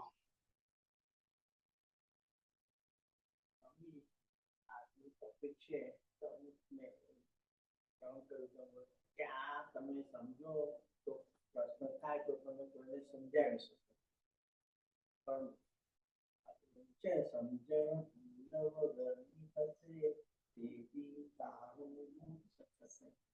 પછી કે આ મુક્ત પ્રથમ અજ્ઞાને. આની કોઈ મને જરૂર નથી લાગતી કે કોન્શિયસ, સબકોન્શિયસ, સુપરકોન્શિયસ, યુનિવર્સલ કોન્શિયસ જે તમે જે અત્યાર સુધી આધ્યાત્મિક બધું આપ્યું છે એમાં મને આ વસ્તુની જરૂરિયાતની સમજ નથી પડતી કે જયારે ઘણી વાર આપણે કઈ કઈ ચોપડીમાં બી છે બધે આવી ગયું તો આ નવા શું કહેવાય નોલેજની જરૂર મને શું છે મને નથી પકડાતું. એવું છે કે when you travel in a world તો આ વિવિધતા રહેવાની. તમે વર્લ્ડમાં ટ્રાવેલ કરતા હોય તો આ બધી વિવિધતા અને વેરાયટીઝ રહેવાની. એટલે આપણે નક્કી કરવાનું કે આપણે કોઈ પણ એંગલથી આપણે કોઈ પણ પ્રકારની વાતોમાં સાયન્સ પકડવું અને રિલેટિવ સત્યની વાતોને ઇમ્પોર્ટન્ટ આપવું નહીં. ગમે ત્યાં છે વેદાંતની વાત હોય, ગીતાની વાત હોય, આગમની વાત હોય, ગમે તે વાત હોય ને ગમે ત્યાં હોઈએ, આપણે એ વ્યક્તિ શું કે છે એમાં સાયન્સ શું છે પકડી લેવાનું. રિલેટિવ સત્ય બધું બાયપાસ કરી નાખવાનું. કારણ કે આધુનિક કાળમાં જે સામાન્ય વ્યક્તિઓ છે એ સામાન્ય વ્યક્તિઓને આ બધી વાતો કરવામાં જયારે આવે છે સંજોગાથી, જેમ કે કોઈને ડિપ્રેશન હોય, સાંભળજો, તો કોન્શિયસ માઇન્ડ નહીં સબકોન્શિયસ માઇન્ડ નો પ્રયોગ છે. તમે સમજતા નથી એટલે કેવી વાત કરવો. એ સબકોન્શિયસ માઇન્ડમાં કોઈક જગ્યાએ એવું શોક લાગી ગયો છે, એ પુલ આઉટ થતો નથી, એટલે એની અસર આ બ્રેન તો બચારો મિકેનિકલ છે. એટલે આ લોકો જે કાઉન્સેલિંગ કરે છે, શું કરે છે, એ શું કરે છે, તે કમ આઉટ. આ બધું સાયન્સ છે બધું. પણ હું તમને એ ફિલ્ડમાં નથી લઈ જતો, એ આપણો વિષય નથી. તમે કોઈ કીધું કે મને કોઈ આવું માણસને સંજોગ આવે ને આવા સવાલ થાય તો મારે આવી રીતે એનો તમારે સાયન્સ સમજવાનું, રિલેટિવ સત્યની વાતો આપણે નહીં જવાની, કારણ કે આપણે બહાર તો જવાના જ છે. સંજોગ ઉદય કર્મને આદિ, ગમે ત્યાં જવાનું થાય. મને કોઈ એવું ભેટો થાય કે હું સંજોગ આવે તો કે ભાઈ મારું અન્ડરસ્ટેન્ડિંગ આમ છે, એટલે આ તું જુદા એંગલ થી વાત કરે છે, તમે કહો જે સામો માણસ એમાં મને તો જે મારે અજ્ઞાન દૂર કરવાનું છે એમાં મને કોઈ બેનિફિટ શું છે એમાં નથી પકડાતું. એને જો સવાલ એને મને કર્યો હોય સવાલ તો હું કહું કે ભાઈ ધીસ ઇઝ બિયોન્ડ મી, મારે તો ખાલી આ અજ્ઞાન કાઢવાનું છે, આ મારું અજ્ઞાન નથી. એટલે જે આજનો ટોપિક છે એમાં મને એપ્લિકેશન મારે શું કરવાની, કારણ કે મારે તો બસ આ તો થિયોરિટિકલ વાત થાય છે, તો કોઈ આવો સવાલ કરે ને કોઈને ના આવો સવાલ કરે તો કરવાની હું નથી કહેતો, પણ તમે જાણી રાખો કે આ કોન્શિયસ શું છે, સબકોન્શિયસ શું છે, ખ્યાલ આવે, સુપર કોન્શિયસ શું છે, યુનિવર્સલ કોન્શિયસ શું છે. તમે જયારે બીજા બધા સાહિત્ય વાંચશો એમાં આ બધા શબ્દો આવવાના, તમારે નહીં જોતા આવે તો આવવાના. હવે તમારી પાસે જવાબ નહીં હોય, તમને લાગે આ બધું શું કહે છે બધું, પણ આપણને ખબર પડવી જોઈએ કે ભાઈ આ સાયન્સ આ રીતનું છે. પછી એને ભલે ગમે તે રીતે મઠારતો હોય એનો વાંધો નહીં, ખ્યાલ આવે ને. દરેક વ્યક્તિ પોતાનું મૂળ તો આપે ને. જેમ આપણે કોઈ ભગવાનની વ્યાખ્યા કરીએ તો ભગવાનની વ્યાખ્યા તો બધા કરે છે, પણ આપણને ભગવાનની વ્યાખ્યા ખબર પડી ગઈ કે ભગવાનનું નામ ના હોય, રૂપ ના હોય, જન્મ મરણ ના હોય ને કાયમ ના હોય. હવે ભગવાન બોલે ત્યારે આપણે આ વ્યાખ્યા ખબર પડે, પેલો ભગવાન ભલે વ્યક્તિને કહેતો હોય, આપણી પાસે ક્લિયર છે. અનંતાગ્નિઓને જાણવા પડેલી અનંતીય અવસ્થાઓમાં તો આ બધા જ્ઞાનો હું જાણવા જઈશ તો હવે અનંતીય અવસ્થામાં જ હું ઘૂમે રાખીશ, મારે ક્યાં એની જરૂર છે. એવું જે તમે વાત કરી ને કે અનંતાગ્નિઓ, એ બહુ સમજવા જેવું છે. આ વાત સમજવા જેવી છે કે ભાઈ આ બધી વસ્તુ જે અત્યારે સાંભળીએ છીએ આપણે બધા, હું બોલું છું તમે સાંભળો છો અથવા તમે પૂછો છો હું જવાબ આપું છું, આને કુદરતી એમાં ચોઈસ હોય આપણા બધા કોઈની પાસે છે?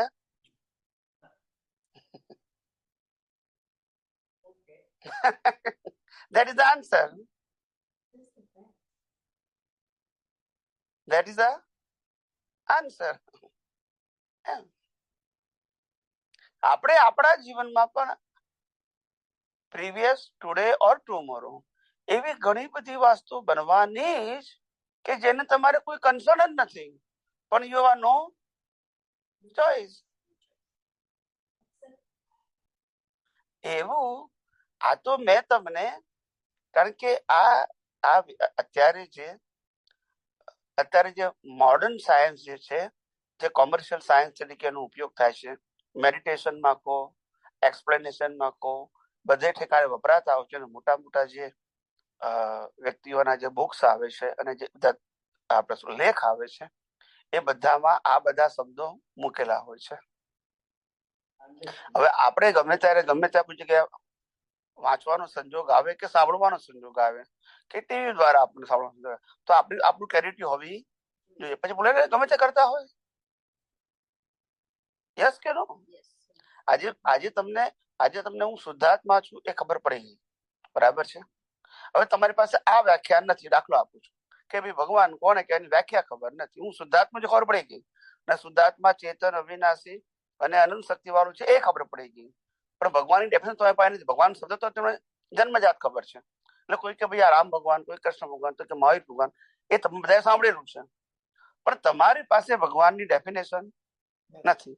તો કોઈ પૂછે કે ભગવાન દર્શન તમે શું માનો છો કે જેનું નામ નથી, રૂપ નથી, જન્મ મરણ નથી ને કાયમ છે ભગવાન કહેવાય, તો એ કોણ છે? તો કે આત્મા. That is to be called a answer. પણ તમે કહો હું આત્મા છું, હું માનું છું, પણ તું માનતો કઈ માને? હું તો કહેતો રામને માનું છું. પણ once you have a knowledge you can explain.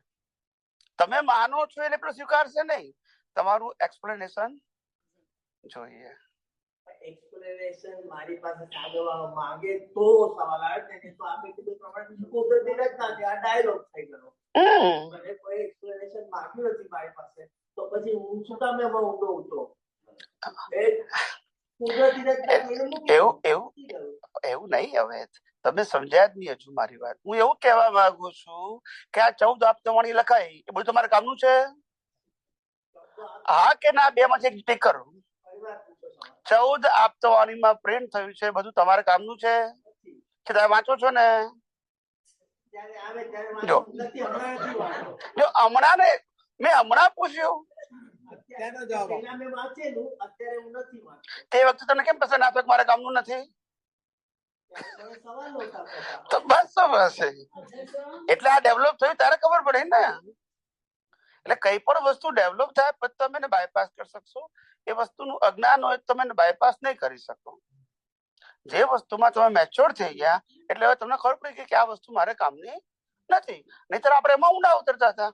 આપણે એક જ શબ્દ કીધું કે બ્રહ્મચર્ય માટે આટલા બધા પુસ્તકો લખાયા, જ્ઞાની પુસ્તક આટલું બધું કીધું. આપણે કીધું કે બ્રહ્મચર્ય એ પ્રકૃતિનો સબ્જેક્ટ છે, આત્માનો નથી. ને આપણે અનુભવ કોને કરવો છે? આત્માનો. તો હવે આ તમને જોવા મળ્યો પછી તમે બાયપાસ કરશો ને. પહેલા તમને લાગતું કઈ બરાબર છે, આ ઇમ્પોર્ટન્ટ છે. તો દરેક એટલે હું તમારી વાત નથી કરતો, આવું તો અમને હજારો વ્યક્તિઓ મળે, અલગ અલગ વ્યક્તિઓને અલગ અલગ ઇન્ટરેસ્ટ હોય, તો મારે તો કોમન આન્સર આપવો પડે ને. હવે તમારે ધારો કે એમાંથી 50% કામનું નથી, પણ મારે તો આપવાનું ને. જો બોલતા નથી આપણે તમારું શું કહેવાય, ખુરશી જુદી છે ને મારી ખુરશી, તો પણ એમાં શું પ્રશ્ન ક્યાં છે એમાં? નથી આવતા એમ. પણ ના આવતા હોય તો એનો પ્રશ્ન ક્યાં છે? પણ એમ પૂછું, પણ આવે તો શું કરવાનું? હા પણ તમે એટલે તમે જે અત્યારે વાત કરો છો ને ઇન્ડિવિડ્યુઅલ કરો છો. શું કરો છો? અને અમારે જવાબ કોણ આપવાના છે? તો પછી એમાં તમારે 90% કામ ના આવે તો મારે શું કરવાનું? નહીં આપવાનું એ લોકો જવાબ. તો પછી પ્રશ્ન કેમ થયો પછી આગળ? તમને એક મિનિટ, તમને જે વસ્તુ અહીંયા પ્રેઝન્ટ આજે થયું હોય કે ભૂતકાળમાં થયું હોય, એમાં તમને જે કામની ના હોય અંદરથી બાયપાસ કરી નાખો તો કોઈને વાંધો છે? તો પછી એક્સપ્લેનેશન ની ક્યાં જરૂર છે?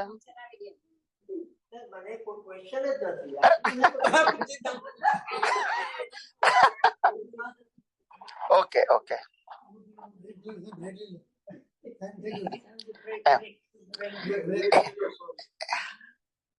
હા, જય સચ્ચિદાનંદ. પદ મૂકો પ્રભુ.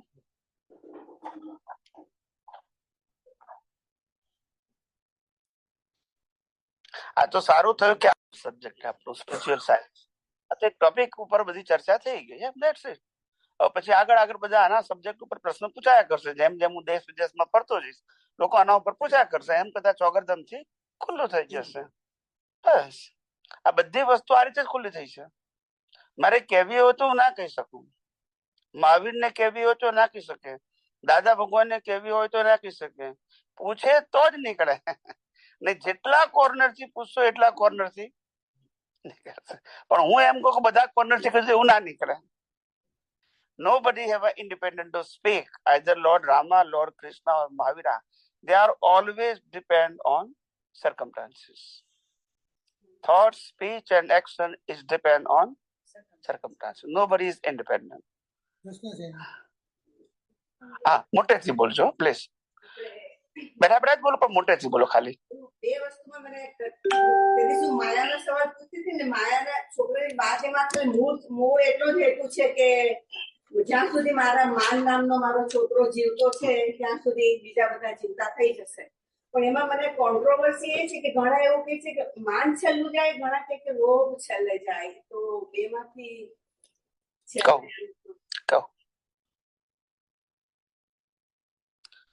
છેલ્લો માન જાય. માન એટલે અહંકાર. અહંકાર એક જ વસ્તુનો ના હોય.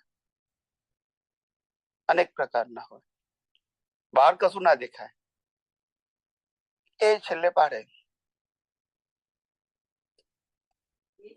પાડે તમને. હું જાણું છું એ અહંકાર.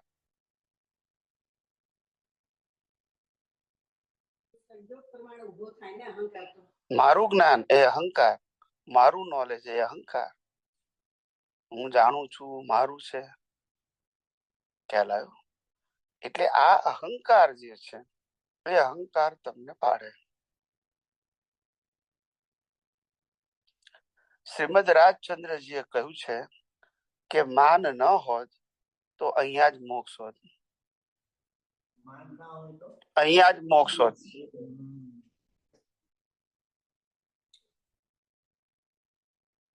અને ક્રોધમાન માયા લોભમાં માન એ સૌથી મોટું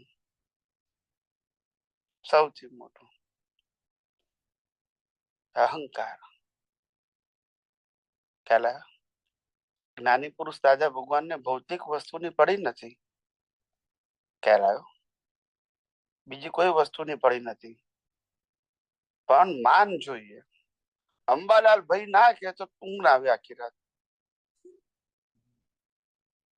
એવું દાદા ભગવાને પોતે જાતે પોતાના જીવનના એક્ઝામ્પલમાં કીધેલું કે અમારો અહંકાર કેવો હતો.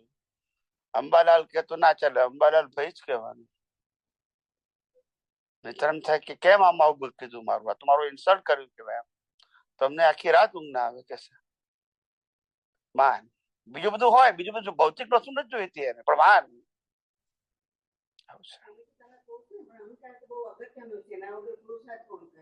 એટલે પણ એને સમ્યક કહેવાય. આપ લોકો ક્રોધમાન માયા વાળો સમ્યક એટલે હું શુદ્ધાત્મા, અહંકાર સારો. પછી કેમ આમ છે? આ બધી વાતો આપણે કરી છે. સમ્યક અહંકાર જરૂર છે, મિથ્યા અહંકાર નથી જરૂર. ક્રોધ માન માયા લોભ રાગ દ્વેષ ના બીજ નંખાવે એ બધો મિથ્યા અહંકાર, અને હું શુદ્ધ આત્મા છું એ સમ્યક અહંકાર. ઓબ્ઝર્વર થઈને રહીએ કોઈ વસ્તુથી આપણે ઓલું પ્રભાવિત ના થઈએ તો એ તો છેલ્લામાં છેલ્લી સ્ટેજ. યસ સારું છે. એ ઓબ્ઝર્વર ખરું. ઓબ્ઝર્વરમાં વિઝન શું હોવું જોઈએ? કુદરતી. તો જ તમે છૂટા રહી શકો. આ ડીશ છે, એ ડીશ ના ઓબ્ઝર્વેશન કઈ રીતે ના રહી શકું? ક્યાં તો આ ડીશ મારી છે, ક્યાં તો તમારી છે, એટલે હું ઓબ્ઝર્વર નથી. પણ ડીશ ને મેં કુદરતી રચના જોઈ તો ઓબ્ઝર્વર છું. નો ઓપિનિયન. દરેક વસ્તુનું ડેફિનેશન આપીશ, તમને ખબર પડે એટલા માટે. શબ્દ તો બોલી છે ઘણી વખત ઓબ્ઝર્વર, ખબર ના પડે કે મિનિંગ શું થાય. મારું તારું એ ઓબ્ઝર્વેશન, ખ્યાલ આવી ગયો? નો ઓપિનિયન અને જોવું એ ઓબ્ઝર્વેશન. એ ક્યારે આવે? તો કે કુદરતી. આ ડિસ્કુદરતી રચના છે. રિલેટિવ પોઈન્ટ થી કોઈ નહીં પણ હોઈ શકે, પણ છે કુદરતી. પછી ઓપિનિયન ની જરૂર નથી સોલ્યુશન માટે. તમે કોઈ બી જાતનો કોઈ બી વ્યક્તિ કે કોઈ બી અવસ્થાનો ઓપિનિયન નથી તો તમે કુદરતી રચનામાં છો એવું કહેવાય? કહી શકાય, પણ હજુ બધા પાસે એટલી મેચ્યોરિટી ના હોય. એ જયારે એને જ્ઞાન સહજ થઈ જાય ને પછી દ્રષ્ટિથી ઓટોમોડ થી કામ કરે. મોટા ભાગે અમારે 90% જાગૃતિ ઓટોમોડ હોય, 90% પ્લસ 8-10% પુરુષાર્થ અમારે કરવો પડે. અને 90% જાગૃતિ કેમ રહે? અમે ગયા અવતારમાં લઈને આવ્યા છીએ, તે બીજે લઈને આવ્યા અને જાગૃતિ પણ લઈને આવ્યા. એવી જાગૃતિ 100% થઈ જાય તો ભલે બીજ પડે, એનું ફળ પણ આવશે. અને છેલ્લા અવતારમાં 100% જાગૃતિ પણ રહેશે, એટલે કર્મ બંધાય.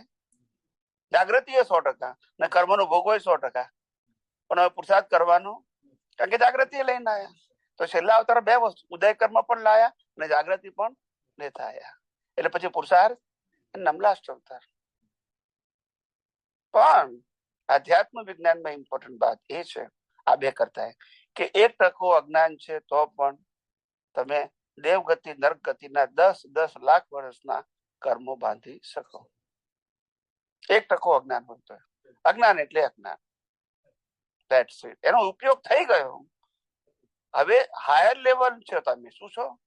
એટલે જેને 359 નું જ્ઞાન હોય ને 1% અજ્ઞાન હોય, બહુ હાયર લેવલનું હોય, ને એ વખતે જે અજ્ઞાનનો ઉપયોગ થઈ જાય એની સ્ટ્રેન્થ જબરજસ્ત હોય, આઈધર પુણ્યની બાબતમાં, આઈધર પાપની બાબતમાં.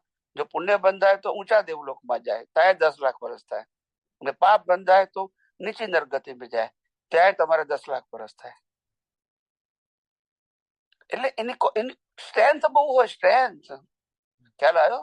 અને કર્મ બંધાય છે લેન્થ અને સ્ટ્રેન્થ તમારા ભાવથી.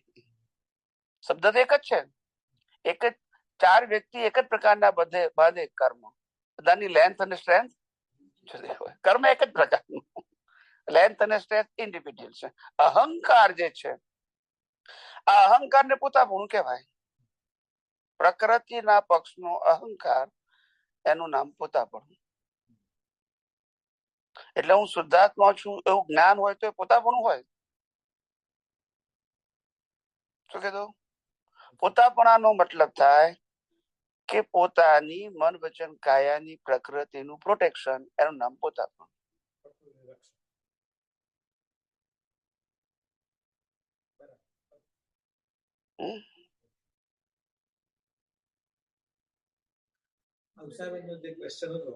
એટલે કવિરાજ એક પદમાં લખ્યું છે, પોતાપણું રાખ્યું ત્યાં લગણ દુઃખ છે, અહંકારી આકલો. શું છે? માથા ભારે સૂળ છે. બસ ભાઈ એટલું જ ખાલી. એટલે પોતાપણું મારે એક્સપ્લેન કરવું હતું, મને આખું પદ નહીં આવડે. આવું શબ્દ આવ્યો ને એટલે કવિરાજ ની લીટી આખી યાદ રહી જાય, પછી આગળ પાછળ મને ખબર નહીં હોય. હા, કોટ એટલે પેલું એ આકલો. કંસાબેનનો જે ક્વેશ્ચન હતો કે માન વિશે, એવું ખરું કે માણસોમાં વધારો અને સ્ત્રીમાં ઓછું હોય? માનના પ્રકાર જુદા હોય. એ લોકો આપણે એ લોકોનું જે માન હોય ને, માનનો સેન્સ એ લોકોમાં કપટમાં વધારે, કપટનું રક્ષણનું માન હોય, ને આપણે સ્ટેટસનું માન હોય. એમ કપટને માન જ કહેવાય. કપટ તો કેવા, પણ કપટનું માન, કપટને પ્રોટેક્શન કરવું એ માન કહેવાય.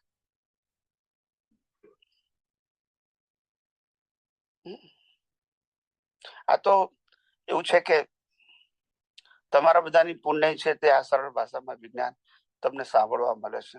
આ કળિયુગમાં ના હોય આ વિજ્ઞાન, હોય જ નહીં આ ભાષામાં.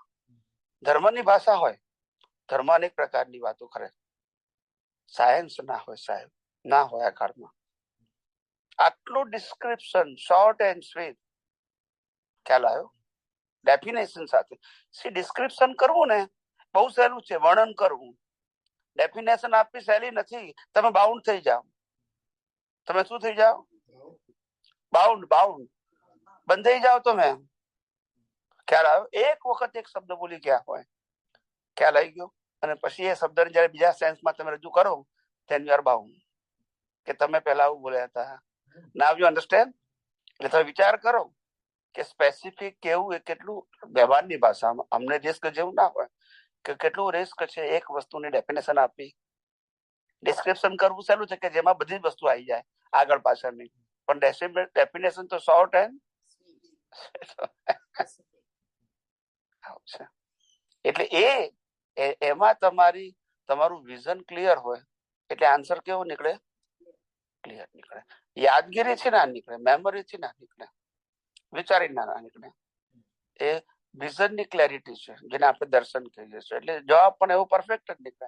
અને અમારેથી જવાબ આપવા માટે બહુ ઊંડા ઉતરવું ના પડે, બિલકુલ ના ઉતરવું પડે.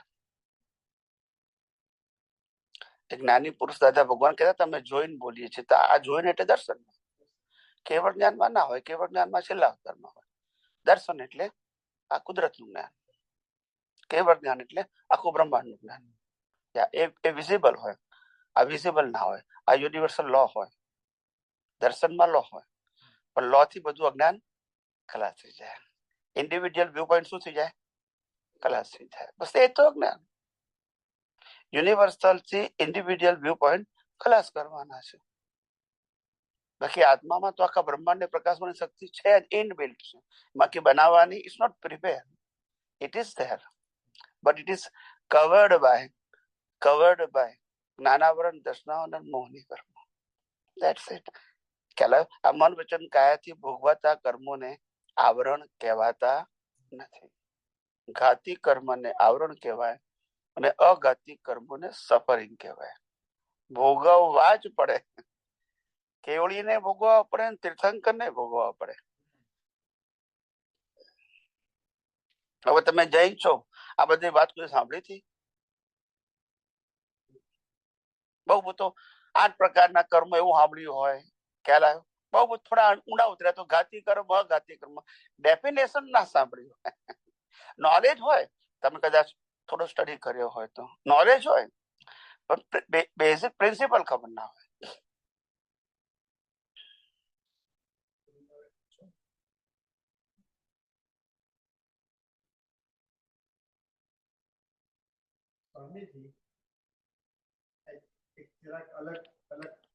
કઈ વાંધો નહીં. હવે આપણે ગમે તે પૂછવું પૂછો. હવે અહીંયા વેસ્ટર્ન જે સ્પિરિચ્યુઅલ ટોક હોય છે ને એમાં there is a concept છે, it's called dark night of the soul. Dark night of the soul.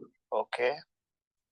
એનું ડિસ્ક્રિપ્શન એવું છે કે જ્યારે વ્યક્તિને વિતરાગતા જાગે અને ખરેખર એ વસ્તુ એ ભાવ પોતાની સિસ્ટમ, પોતાના વિઝન, પોતાના શરીરને રોમમાં જતો રહે, ત્યારે પછી એક બહુ ખરાબ સમય શરૂ થતો હોય છે. Almost like depression. ઓકે. અને એ વખતે તમે ન આમ ના હો ન આમ ના હો, અને તમને ખ્યાલ ના આવે કે આમાંથી મારે કેવી રીતે બહાર નીકળવું.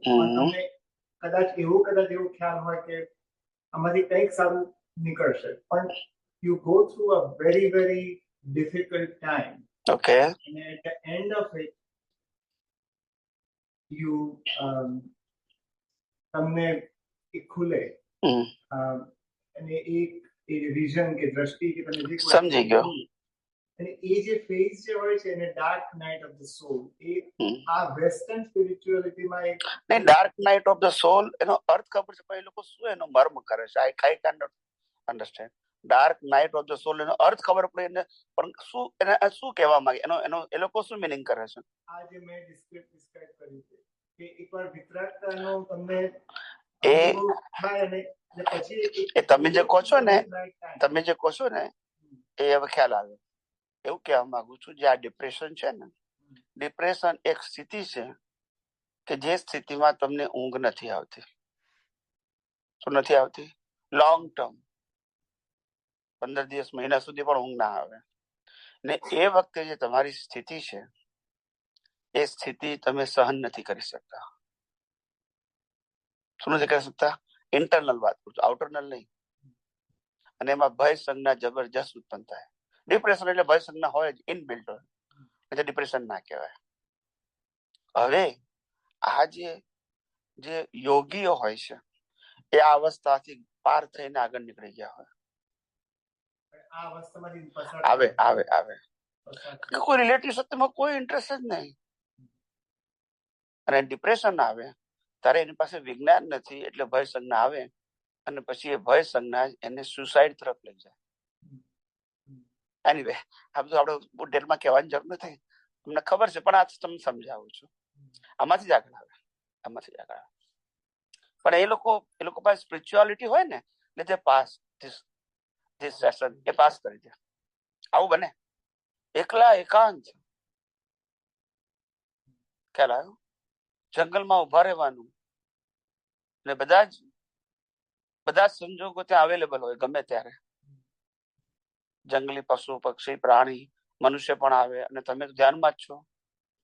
મચ્છર બી આવે, કેડી ખાય, બીજું કોઈ પ્રાણી, પશુ, પક્ષી આવે, જળચર ગમે તે આવે, પણ તમે તમારા ધ્યાનમાંથી ડગો નહીં. પણ પહેલા બધા વિકલ્પો આવે. આમ થશે તો શું થાય, કોઈ આવે તો શું થાય, કોઈ ડંખ મારે તો શું થાય, કોઈ વાઘ આવે તો શું થાય, કોઈ મને હેરાન કરે તો શું થાય. આ બધા વિકલ્પો શરૂઆતમાં આવે.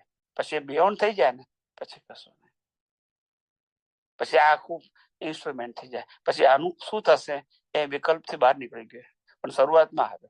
When you start your path, of course it is coming. યા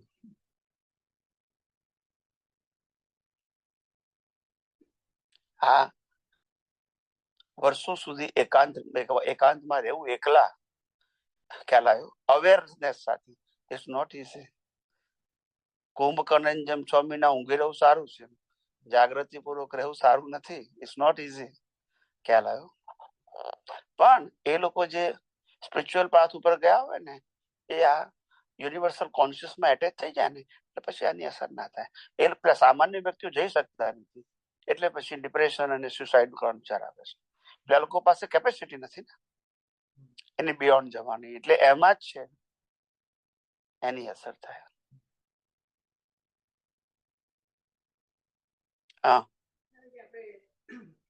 વિચાર તો હા. એ જે વાક્ય છે ને એમાં મને હવે થોડું એમ થાય છે કે એક બાજુ આપણે વિચારોથી મુક્ત છીએ એમ કહીએ છીએ, તો કર વિચારો તો પામ એ પહેલા બિગિનિંગ ની સ્ટેટ હોય જ્યારે આપણે ના.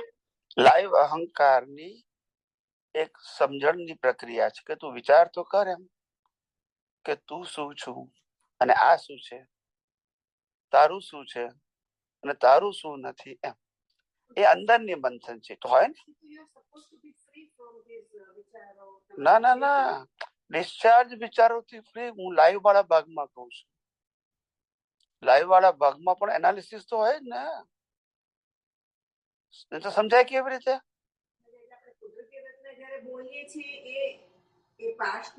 આ પણ કુદરતી, એક મિનિટ, કુદરતી રચનાનું તમને આ જ્ઞાન મળી ગયું, જ્ઞાન બરાબર છે. હવે જયારે સંજોગો આવ્યા ત્યારે સામેવાળી વ્યક્તિની અવસ્થાને કુદરતી રચના જોતા વાર લાગે છે. એનું નામ મંથન. ત્યાં તો તમારું મગજ કામ કરે છે પણ લાઈવ કરે છે. છેલ્લે પછી કુદરતી રચના એક્સેપ્ટ કરે છે. તો એને શું કહેવાય? કર વિચાર તો જવાબ તો છે, પણ જવાબને એક્સેપ્ટ કરવામાં સંજોગોમાં જે વાર લાગે છે એ વખતે મંથન છે. પણ છૂટા નથી રહી શકે એનું કારણ શું? કારણ કે તમે તે વખતે સંજોગો સાથે એટેચ થઈ ગયા, બરાબર છે. હવે મંથન કરીને કુદરતી રચના, કુદરતી રચના સુધી આવવાનું પહોંચવું, એટલે આજે મંથનના ભાગને તપ કહેવાય, જ્ઞાન તપ. એનું રિઝલ્ટ પછી કુદરતી રચના, એટલે ચારિત્ર કહેવાય.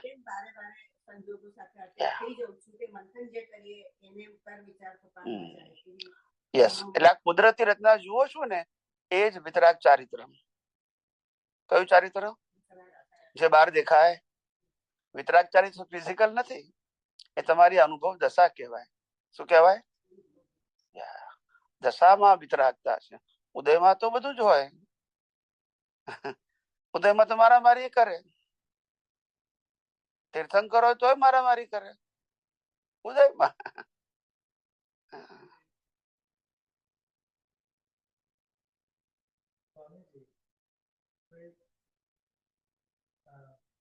સ્થાનકવાસી સમુદાયમાં સંથારાનો કોન્સેપ્ટ યસ સ્થાનકવાસીમાં વધારે છે. અને આમાં છે આપણા બુદ્ધિઝમમાં છે, બુદ્ધિઝમમાં છે. એને પણ કુદરતી રચના માનવી, કુદરતી રચના છે. અવસ્થા માત્ર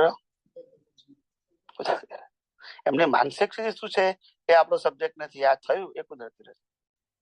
એ વ્યક્તિને આ સ્ટેજ ઓફ લાઈફ જ્યારે ટર્મિનલ છે ત્યારે આવો વિચાર આવ્યો અને આવું એક ડિસિઝન લીધું. પછી એની અંદર જાગૃતિ શું વર્તે છે એમનો પ્રશ્ન છે. પણ આ જે ઉદય આવ્યો એ તો કુદરતી રચના. જાગૃતિ એની ઇન્ડિવિડ્યુઅલ વસ્તુ છે, આપણે ના કહી શકીએ.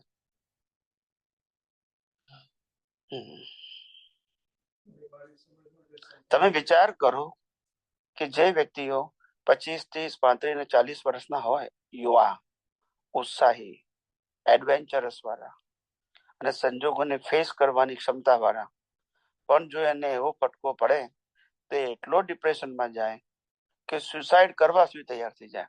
એનું કોઈ કરતું નથી. Coming even cars their shadows, કર્મો જ લઈ જાય એને. It's not easy. આમ શું ભાષામાં ઇઝી નથી, કર્મ લઈ જાય. એટલે આપણને લાગે કે આવું કેમ કર્યું નથી, કુદરત એને કરાવ્યું because cause and effect. Yes. એક જીવતા મરી જવું જાગૃતિ પૂર્વક એને સંતાન કહેવાય. કે રીતે મરવાનું? પેલા ખાવાનું બંધ કરવું, પછી પીવાનું બંધ કરવાનું, છેલ્લે પછી શ્વાસ બંધ થઈ જાય. બસ. પર્પઝ શું? એનો પર્પઝ શું?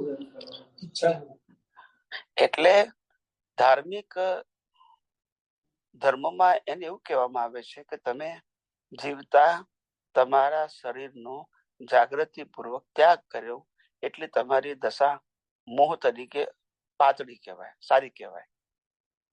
જીવતા મરવું શું કહેવાય? ઈચ્છા. જીવતા મરવું એટલે મરી રહ્યાની પ્રક્રિયા you can see, not accidentally you can expire.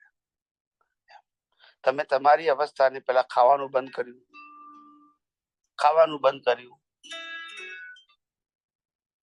ખ્યાલ આવ્યો? પછી પાણી પીવાનું બંધ કરો, એ બધી પ્રોબ્લેમ તો આવે જ. આ નાડીઓ બધી તૂટતી જાય એક એક એક એક એક એક એક બધું. આ બ્રેન છેલ્લે બંધ થાય, પછી શ્વાસ. બસ. પણ એ તમે જોઈ શકો છો કારણ કે ઈચ્છા મૃત્યુ છે, એક્સિડેન્ટલી થયું નથી. You decided. મોક્ષ મળવાનું તો કોણે કીધું? તમે જે પ્રશ્ન પૂછ્યો એનો જવાબ હું બોલ્યો કે મોક્ષ મળે.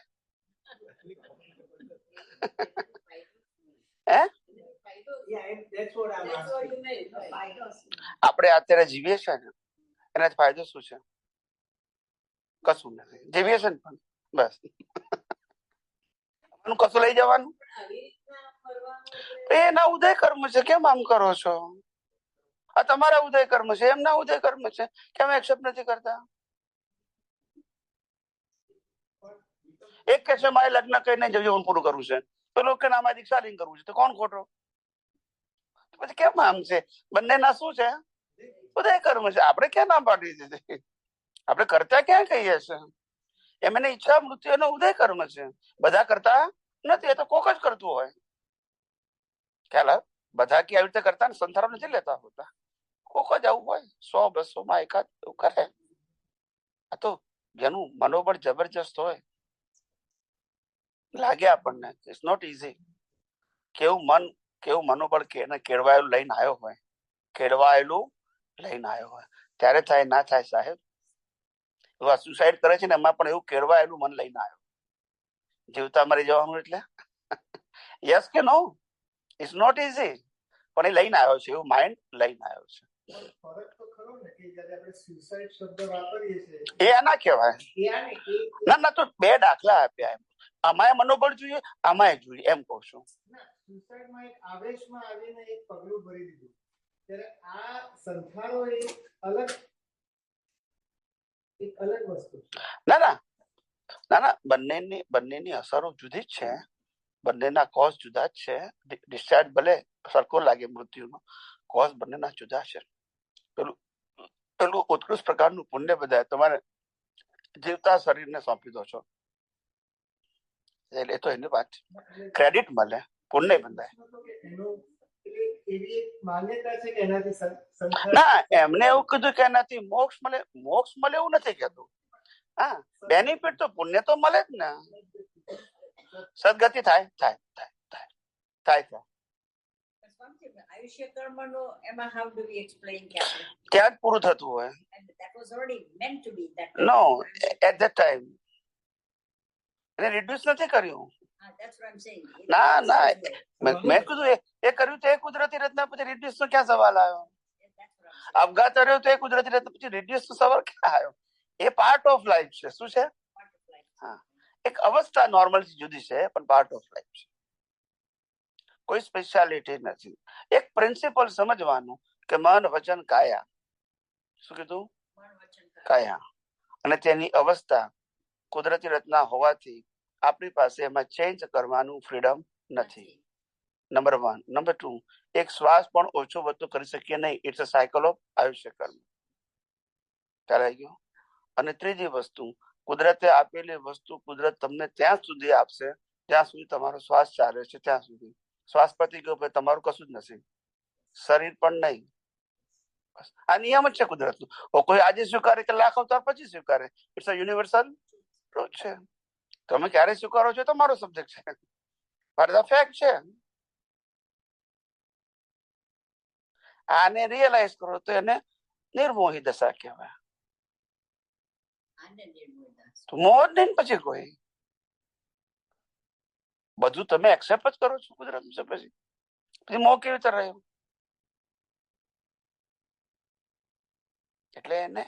એટલે અઘરું નથી, તમારે તમારી દ્રષ્ટિને કેળવવાની છે. મન વચન કાયાને કેળવવાના. Spiritual science is art of vision. એ થોટ સ્પીચ એક્શન ની વાત નથી કરતું. અને આખું જગત મન વચન કાયાની વાત કરે છે.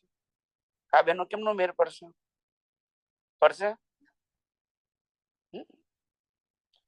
એટલે આ સહેલો માર્ગ છે, પણ સહેલો માર્ગ હોતો નથી. શું નથી હોતો? હોતો જ નથી. અને મોટા ભાગના કાળને આધીન લોકો જે ઉદય લઈને આવ્યા હોય એમની દશા ખૂબ ઊંચી હોય અનુભવી જ્ઞાનીઓની, પણ કહેવાનો સંજોગ ના લાયા હોય. આમાં શું થાય? તકલીફ ક્યાં થાય? વેન પાસ્ટ બર્થ, મને આખું આ જ્ઞાન સમજાઈ ગયું પાસ્ટ બર્થમાં. મને એમ થયું કે ભાઈ મારે લોકોને આ જ્ઞાન કેવું છે. મને આટલા વર્ષની વાત કરું છું, આટલા વર્ષ બોલવાના સંજોગો નથી આવ્યા, પણ અનુભવ થયો મને લાગ્યું કે મારે આવું વિજ્ઞાન લોકોને કેવું છે, જે મને રિયલાઇઝ થયું.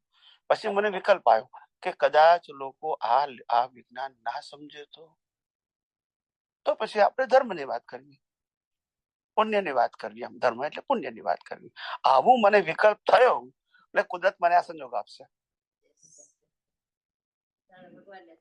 આ તો કઈ નામ નહીં બોલવું, ખરાબ લાગે. આ તો તમને હું એની પાછળનું સાયન્સ કહું છું. હવે જો મને ડાઉટ હોત તો હું આજે રિલેટિવ સત્તાની વાત કરત કે ભાઈ ગાળું તો ચાલે.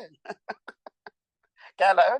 વિજ્ઞાન ની વાત તું ના સમજે તો પેલી વાત કરું, પણ આ બે વાત કરું એટલે પછી કોઈને વિજ્ઞાન સમજાય? કારણ કે આ બરાબર છે ને આ બરાબર છે, તો વિજ્ઞાન કોણ સમજશે? પછી પેલું જ જલ્દી સમજે ને, ક્રિયા દેખાય ને, વિજ્ઞાન બહાર દેખાતું આવું છે. એટલે કુદરતી જ આવું ભલ ભલાને આવું થાય ને, ભલ ભલાને. આજે રામ અને કૃષ્ણ જેવા સમર્થ પુરુષો પોતાના જીવનમાં માસ ઓફ પીપલને સતયુગની અંદર પણ એક્સપ્લેન કરવાનું નતા લાયા ઉદયમાં. વિચાર કરો, પોતે તો અનુભવ્યું ખ્યાલ, પણ કહેવાનું ઉદય એ આગલા અવતારના કોન્ફિડન્સને આધારે તમને અત્યારે સંજોગ કુદરત આપે છે. આજે તમારી ફ્રીડમ, આજે તમે આવો છો એ તમારી ફ્રીડમ નથી, મારી ફ્રીડમ નથી. આનું નામ જ કહેવાય સાયન્ટિફિક સર્કમસ્ટાન્શિયલ એવિડન્સ, જેનું નામ કુદરતી રચના. પાછળની વાત ઉપર જરા જવું છે. સ્ટોરેજની જે વાત હતી, આ બાજુનો સ્ટોરેજ લાઉડલી થોડું સ્ટોરેજ સબકોન્શિયસ લેવલનું મેં કહ્યું કે મને બહુ ભાર લાગે ત્યાં જોવું ત્યારે પેલી બાજુ કંઈ દેખાય નહીં, દેખાય તો બહુ ઓછું. તો આ બાજુનો ભાર હલકો કરવો અને સમાપ્ત કરવો, અને પેલી બાજુ બધા, કારણ કે મારી ગણતરી એવી છે કે એ બાજુ વધારીશું તો એનો ભાર લાગવાનો ના. સનાતન સત્યનો ભાર ના, સનાતન સત્ય હંમેશા રિલેક્સ બનાવે. આ પ્રક્રિયામાં what can I Yes. as a person રિલેટિવ સત્ય જે તમારા સ્ટોરેજમાં ભરાયેલું છે, beneficiary of social and religious, એ તમારામાં છે સ્ટોરેજમાં. એને કુદરતી રચના જોઈને ઇરેઝ કરી નાખવાનું, એની વેલ્યુ નહીં કરવાનું. રિલેટિવ જગતમાં વેલ્યુ છે, યુનિવર્સલ ટ્રુથમાં વેલ્યુ નથી. કારણ કે રિલેટિવ સત્ય એ જ અજ્ઞાન છે, પણ એ તો પહેલા તમે ગ્રહણ કર્યું હોય ને એટલે સ્ટોરેજમાં પડ્યું હોય. ઉભું થાય ત્યારે જ કહી છે ને, આપણે પાછળ જોવાનું ક્યાં કહીએ છે? ના.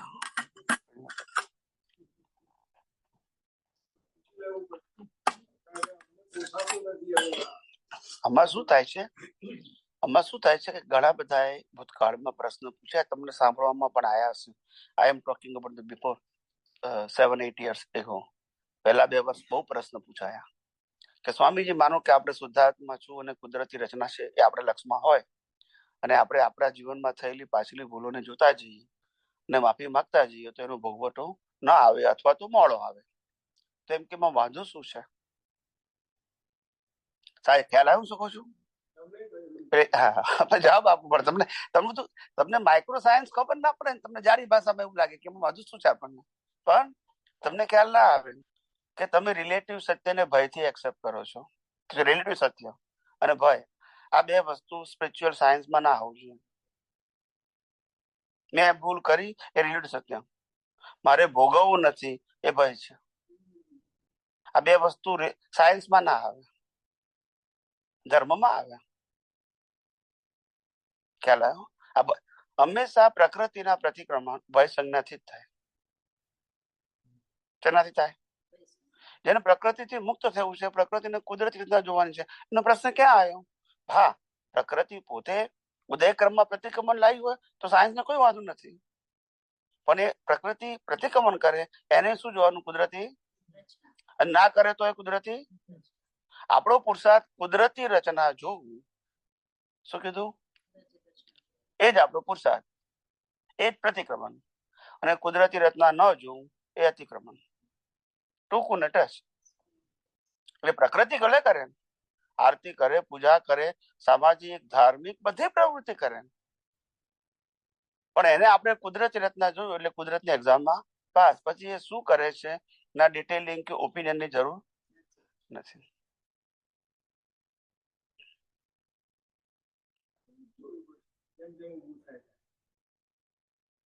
અને આ વિજ્ઞાન પહેલું તમે વાગોડશો અને બીજાને કહેશો ને તો તમારું પાકું થશે.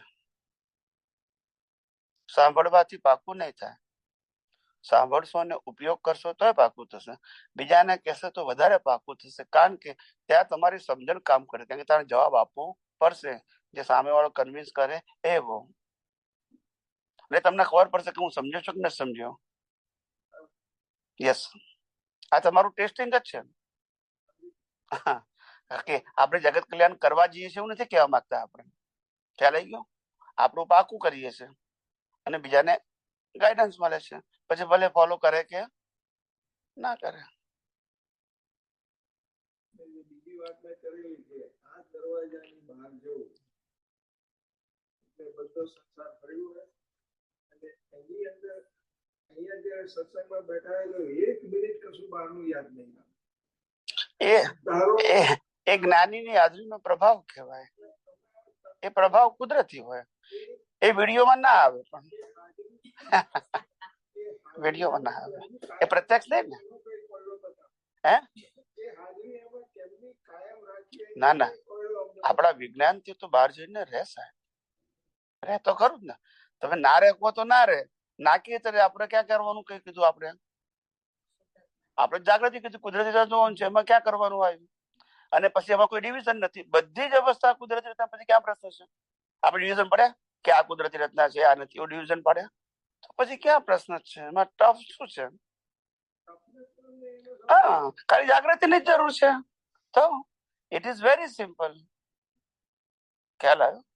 હું તો લોકોને કહેતો હતો કે આ વિજ્ઞાન તમને અઘરું કેમ લાગે છે? અજાણી વ્યક્તિ સાથે મેરેજ કરીને 60 વર્ષ જેવું સહેલું લાગે, અને પોતે શુદ્ધાત્મા છે એમાં રહેવું અઘરું લાગે. બોલો, એમને પણ કઈ એવું નહીં. એટલે અઘરું તો પેલું લાગે ને કે છે નહીં ને માનવાનું છે આખી વાત. એવું નથી, જવાબ પૂછતો નથી, પણ એવું કહેવા માંગુ છું કે બંનેના હિસાબ જુદા છે, બંનેના કર્મ જુદા છે, બંનેનું ઇન્ટરનલ ડેવલપમેન્ટ જુદું છે, બંનેની ડિમાન્ડ જુદી છે, બંને ચોઈસ જુદી છે, છતાં રહીએ છે ને આપણે હાથે. એમ કહું છું. એ સહેલું લાગે છે ના, એ તો બરાબર છે કે તો પછી આ તો હું શુદ્ધાત્મા છું ને ખાલી લક્ષમાં રાખવાનું છે, અઘરું ક્યાં છે?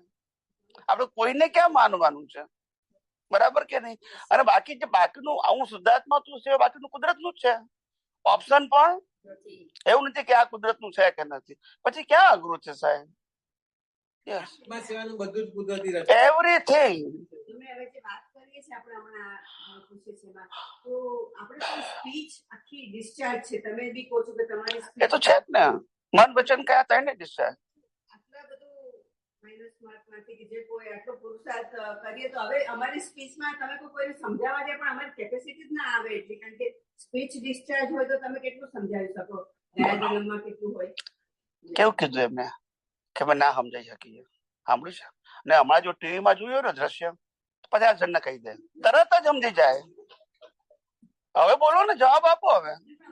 ના, એક જ વખત જોયું છે ને એક્સપ્લેન કરી શકે છે, અને ઓથેન્ટિક પાછું. મેં જાતે જોયું છે, તો આ જાતે નથી સાંભળ્યું. અરે આ તો એક્ઝામ્પલ આપું છું, હું એક્ઝામ્પલ આપું છું. કોઈ પણ રિલેટિવ વસ્તુ હોય આપણે સાંભળ્યું તો બીજાને શેર નથી કરતા, એમ કહું છું. એટલે એક્ઝામ્પલ ડઝન્ટ મેટર, તો ખાલી સમજવા માટે મેં કીધું. એટલે આપણી કેપેસિટી નથી એવું નથી આપણે, પણ ઘણી વખત કેવું છે કે આપણને એવું લાગે કે ભાઈ સામે વાળાને કહીશ તો કેવું લાગશે, ખ્યાલ આવ્યો. એટલે અમે વિજ્ઞાનમાં કીધું કે અજ્ઞાન કહેવામાં વાંધો ના હોય તો વિજ્ઞાન કહેવામાં કેમ? અજ્ઞાન કહેવામાં વાંધો નહીં, વિજ્ઞાન કહેવામાં વાંધો. અધર્મ કહેવામાં વાંધો નહીં, ધર્મ કહેવામાં વાંધો. કઈ રીતની સમજણ છે? રિલેટિવ સત્યનો વાંધો નહીં, સનાતન સત્ય ના કહેવાય. એમ નહીં, પણ તમારી સમજણ કેવી છે એમ પૂછું છું. કહેવાય ના કહેવાય ડઝન્ટ મેટર, એ કુદરતી રચના છે. પણ તમને આવો વિકલ્પ કેમ ઉભો થાય છે? રિલેટિવ સત્ય આપણે આસાની જ કહી શકીએ, કોઈ પણ પ્રકારનું કહીએ છીએ, તો સનાતન સત્ય કેમ ના કહેવાય?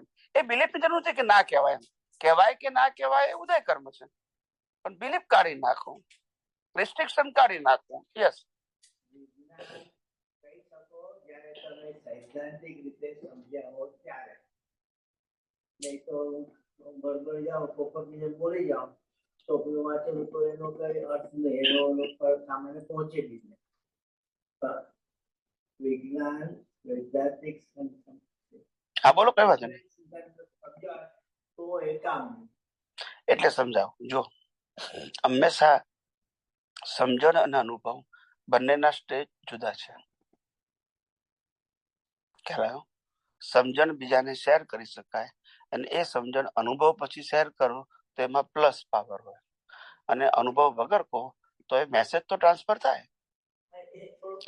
ઓફકોર્સ કેમ ના થાય? આજે આપણને શિક્ષકો સ્કૂલ કોલેજમાં પ્રોફેસરો ભણાવે છે, તમે એમ માનો છો કે અનુભવ છે? સમજણ જ છે, જો બોલતા નથી. બોલો ને, આ તમે ડોક્ટર નું ભણાવે છે, ડોક્ટર છે એવું જરૂરી છે કે they have only knowledge of books? બોલો. એટલે સમજણ છે, અનુભવ નથી. પણ જે સમજ્યા હોય આપણે સમજણને શેર કરવાનું કહું છું ને. અનુભવ હશે તો તમારામાં મેચ્યોરિટી આવશે, તમારા ઓન પ્રેઝન્ટેશન અને ઓન એક્ઝામ્પલ હશે. નહીં હોય તો જે સમજ્યા હોય એ તો હશે જ ને, એમ કહું છું. પણ કહેવાથી તમારું પાકું થશે, અને તમને ખબર પડશે કે આપણે એક્સપ્લેન કરીએ છીએ ધેર ઇઝ સમથિંગ, જો આપણા સમજણમાં ભૂલ છે તો પછી તમને કરેક્શન કરવાનું મન થશે. નહીં શું થશે? હા, હું જો સમજી ગયો છું ને, એવું મગજમાં થશે તમને. પણ એક્સપ્લેન, હા એટલું ખરું કે કોઈને એક્સપ્લેન કરીએ તો આપણે આ મારું જ્ઞાન છે એવો અહમ નહીં કરવાનું. અહમ નહીં, આપણને જે મળ્યું છે ને શેર કરીએ છીએ, બસ. મે બી એને બેનિફિટ થાય અને ના પણ થાય, પણ આપણું તો પાકું થાય. ખ્યાલ આવ્યો? આના ઉપર એક જોક્સ છે. હા, પેલો સ્કૂલમાં ટીચર હતા, બીએડ ના ભણાવતા હતા. ટીચર હતા, બીએડ ના નવા ટીચર આવ્યા હતા સ્કૂલમાં ભણાવવા માટે, પહેલી વખત બીએડ માંથી પાસ થઈને. તે વિદ્યાર્થીઓને મહિનો સુધી ભણાવ્યા ને ક્લાસ ટીચરે. પછી એક દિવસ મહિના પછી પૂછ્યું ટીચરે કે છોકરાઓ તમને બધાને સમજણ પડે છે કે નહીં, હું સમજાવું છું. તો એક છોકરો ઉભો થયો ટીણીયો કે હું કહું તો કે બોલું. એ કે છે અમે સમજીએ કે ના સમજીએ એની ચિંતા ના કરો, તમને પાકું થાય છે ને તો અમને વાંધો.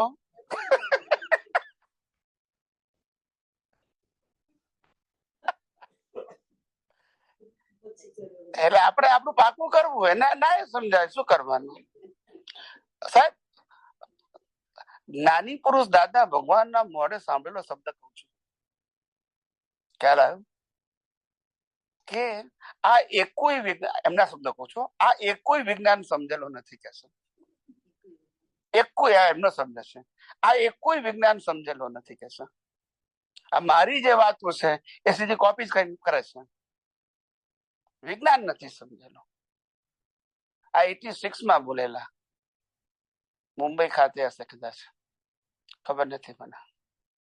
એવું એટલે દાદાને ખબર પણ શું કરે શું, એમનો રોલ છે, અમારો આ રોલ છે તો અમે અદા કરીએ છીએ.